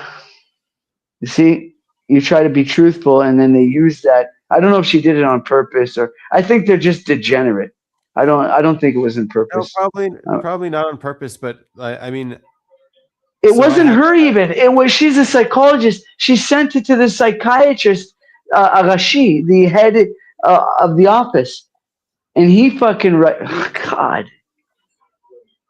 Yeah. Oh. I guess we're gonna have to get to green light them for the I don't know, I don't know what that the means. Delta Force to go in and fucking I don't know what that means. Yeah. green light to get greenlit. You don't know that when you're greenlit to take a certain action, a covert action. You got greenlit, right? The SEAL Team 6 or 5 execute Bin Laden. They just got a green light to do that from the president. Yeah. I got it. Am I making myself a clear soldier? Or actually, in mafia code or in gangland code, you can also be like greenlit, yo. Yeah, that's in their dictionary. I saw that in their dictionary yesterday, actually. Yeah, where do they get it? Because it's military. It's all military covert fucking bullshit. Oh man. Either way, yeah. If anyone should get greenlit, you know who it is? Nobody. Everyone should No, live you long. you have a green. You know what it means, greenlit. You have a green laser optic on your gun, right? In many armed forces. So if you get greenlit, that means that they stormed in and they already have a laser dot on your fucking your temple and one at your heart.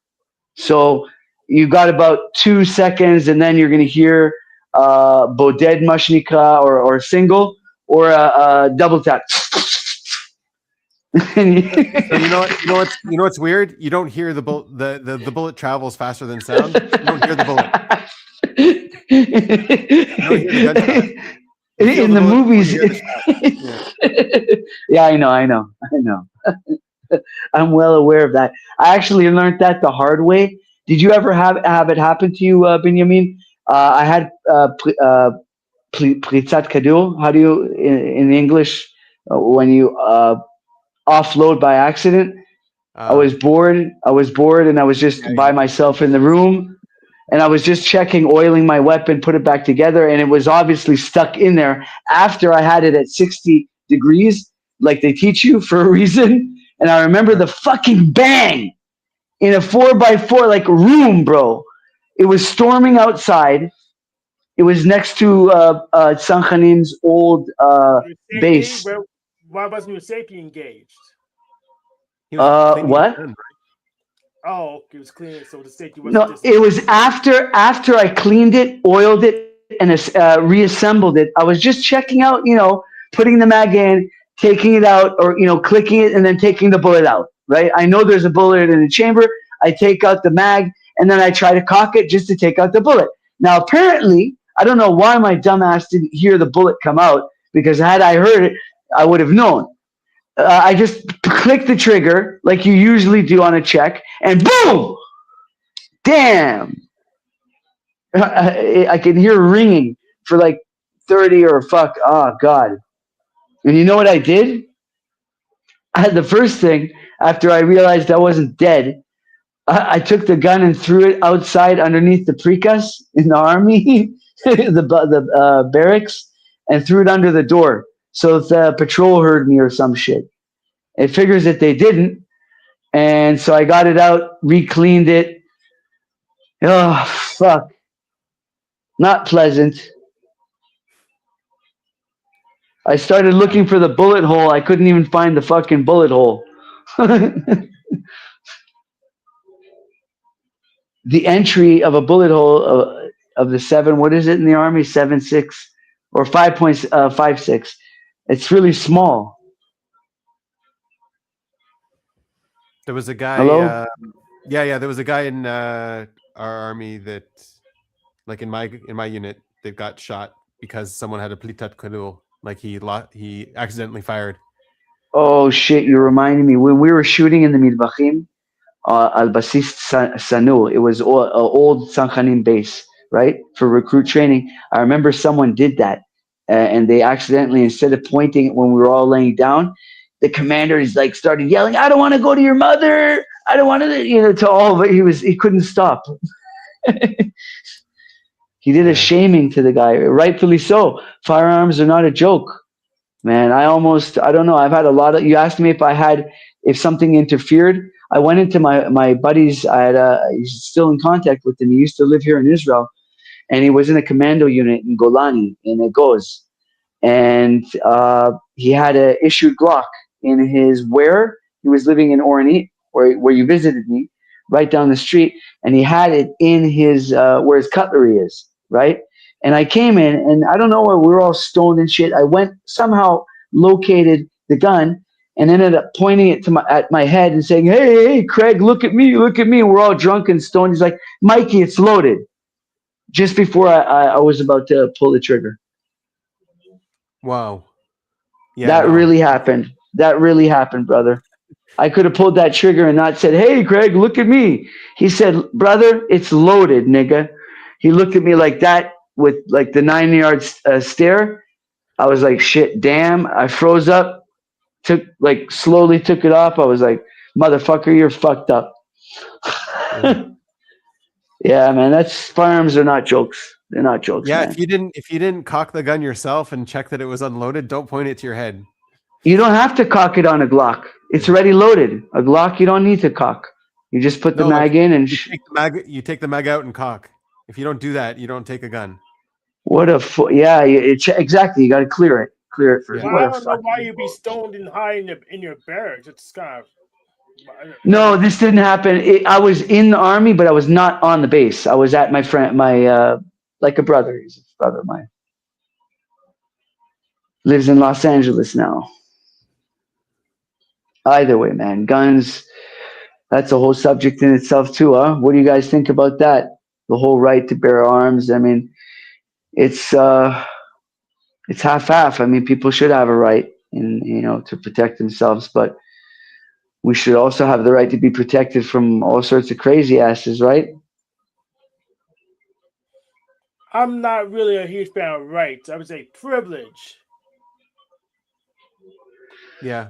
I mean, you go tell that to someone that lives in a terrible area with a terrible upbringing environment. That's hard to say.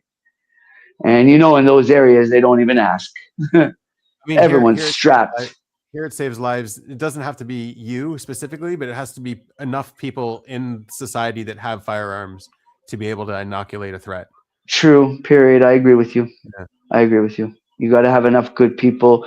You're always going to have people that beat the system, that get filtered out for some reason, and that end up shooting up something, a school or whatever. And it's really prevalent today in America, especially. They've got to do something about that. Make it harder, but I don't know. I mean, it's a mission, You huh? don't need everybody you don't need everyone to have guns, and you should be very strict on who can have them, but you do need them. Tell them in Texas. In Texas, everyone's got a gun. Oh man, there's a state. I think there's areas in America. Have you been there? Not personally, but I don't know. I can know that. You've got states. You have one place in America, you can check it, that by law you have to own a gun. There's one like specific county, or I don't know, it's not a state. Is that true, but can you guys back me up? These guys are Americans. Yeah, check it. There is one state, one county. There's one county. I know that There's figure it out. One second, Annie. Yeah, there's one county. There's one. It's a county or something. Mike, give Annie a second. Well, I was saying I don't know personally, but I know the guy who can figure it out for us, and that's Hank. He can just look it up and figure it out. Correct. I could do that too on the net. Hey, you can legally and must have they don't enforce it, but it's part of the law. Crazy shit. I got this. Yeah, a water gun. The police say pepper spray is more effective because it's non-lethal and it goes into the eyes, and there's not many people that will do shit after that comes next to your face. I agree. It's a safe option, because if I had a gun, someone would just wrestle it away from me because everybody's bigger than me, and then I would be in danger. Yeah, but my dear, you got to be determined for your life, for the ones around you, to just pull that fucking trigger next to his skull or his center mass. You just got to. If you ever get a gun, she's got Russ. It's not about power. It's about mind power. So if you've got that willingness in you, that if you ever get in a situation, I would advise that you carry. If you carry, like I carry, which is not open.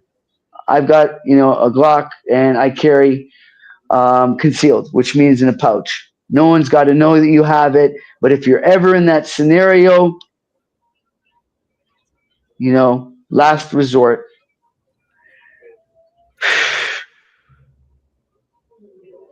It's a hard heart that kills, not a gun. Who said that, right? Remember, does anyone remember? Lee Ermey, Gunnery Sergeant Hartman. Right? I don't remember him saying that. I am your senior drill instructors. From now on, you will speak in only when spoken to. What are we looking at, Hank? The U.S. town where it's the law to own a gun. Thank you very much. No, it's good. Bring it up. What is it? What town? Where? Kenshaw, Georgia. Yeah. So let's all go and live in Georgia. No. The Yo. Passed there. The police passed there. So no. That's a city law. from the 1980s. They're probably Are they still? in They're all still from the old dirty South mentality, huh? They still all got that. Yeah. They haven't shucking it. Correct. Shook it. Yeah. Well, they'll get it shaked out of them soon. Who's going to do And what do you, the federales? doubt it? But what do you think about that? The whole town having guns. You don't need police. Yeah, it works for them. Imagine that in Orange County. Damn. Hit the wrong As button. if it's not bad enough. Damn. So you think it's a privilege, not a right? Yep.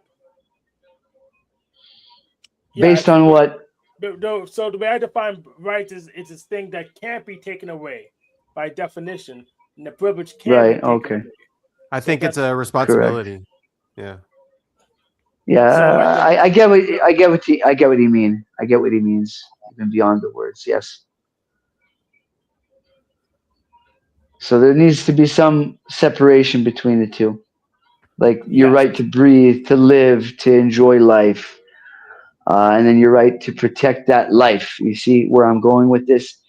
You do have a right inherently to protect your life, even with the sledgehammer. No asking if someone's going to do something to you. You're going to do everything within your capacity. Grab a blunt object, whatever it may take, to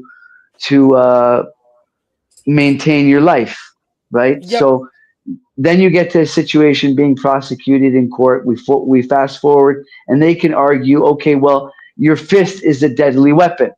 Like, for example, Mike Tyson, his fists are a deadly weapon. Laugh, laugh. He cannot use that in a fight. Did you guys know that?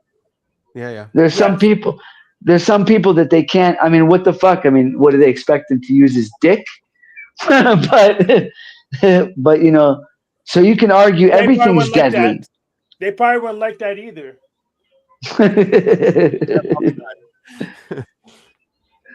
So I mean, you could argue everything. A cop once pulled me over, and he's like, "Why do you have this or that or I don't know?" He's like, "I had an axe one time, a knife another time, right? You got to have something, right?" And I'm like, "Well, what do you think it's for, motherfucker?" To one cop, I told him, I'm like, my chin dropped. I'm like, "What do you think? You got to have something." Like she said, you may be in front of someone that's stronger, more determined, doesn't feel pain. I don't know. And it's not about, hitting him in the right spot. I don't know. What do you guys think? I try to check if I could take nunchucks around. I'm good with nunchucks. I can't even carry that.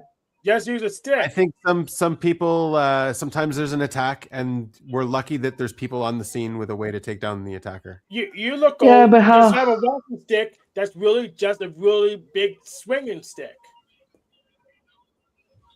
That's legal. Literally everywhere. Well, my 9 is legal. I got my 9 too, but I don't always carry it around. I got my daughter, so I don't always do that. But I mean, you got to have something. What's good? Stick. A dick? Stick. Yeah, but it's got to be solid. It's most sticks. What do you mean, like a branch that I buy or a branch that I take off? a big oak walking stick. Yeah, that's legal. Swinging. Yeah, You can get one. I saw one. You can get one on eBay that it has a portion that you they used it for espionage in the 70s. You pull it off. I saw one that's like a gun, and then the other one that's like it becomes a knife or some shit. Gotta be too fancy. A big stick will disable 99% of the interferers, anyways. You see this shit? A monkey fist, right? Y'all know what this is. That Yes, could that's lethal. That's lethal. Yeah, it is. No doubt. If I sock someone in the back of the neck with that, bro, it's fucking he's finished. Yes. Pretty much. People die I from think I coconuts. 350 people a year die from coconuts. apparently. So I'll spray him with coconuts. And 3 people a year from durians. Or 1 person a year. What was it? This whole conversation turned into death. It turned into the subject of self-defense. You see what we human did this earlier. We did this earlier. It's a callback. You see how evil human beings are? Our true nature. We're violent creatures. We're deadly creatures. We can be. Am I hypnotizing you guys yet? No. No, I'm not really paying that much Usually- attention to that We screen. usually jump off at this point. Anyway. Right, Hank? Yes. Yeah. Have a good happy Festivus. Happy New Year's. All that stuff. Happy turn of the new year. Yeah. Another date. Yes, happy new calendar day. And I'm sure break things yourself will another go one. fine. Even if something happens, you'll work it out, I'm sure. Yeah, I'll figure it out. You will. Yeah. Well, like a Y2K. I heard that they're adding in Israel, at least they're adding in like some generation 3 for the phone lines. Was your phone working today, Benjamin? Was it experiencing issues? No. Yeah, my partner was company. There were issues all day. Who knows? Who knows what they're I'm what gonna they're hit it. I'm fucking gonna hit doing? it on the stream. You can stick around. Just let everyone go. Bye. Have a good one. Bye. Thank you.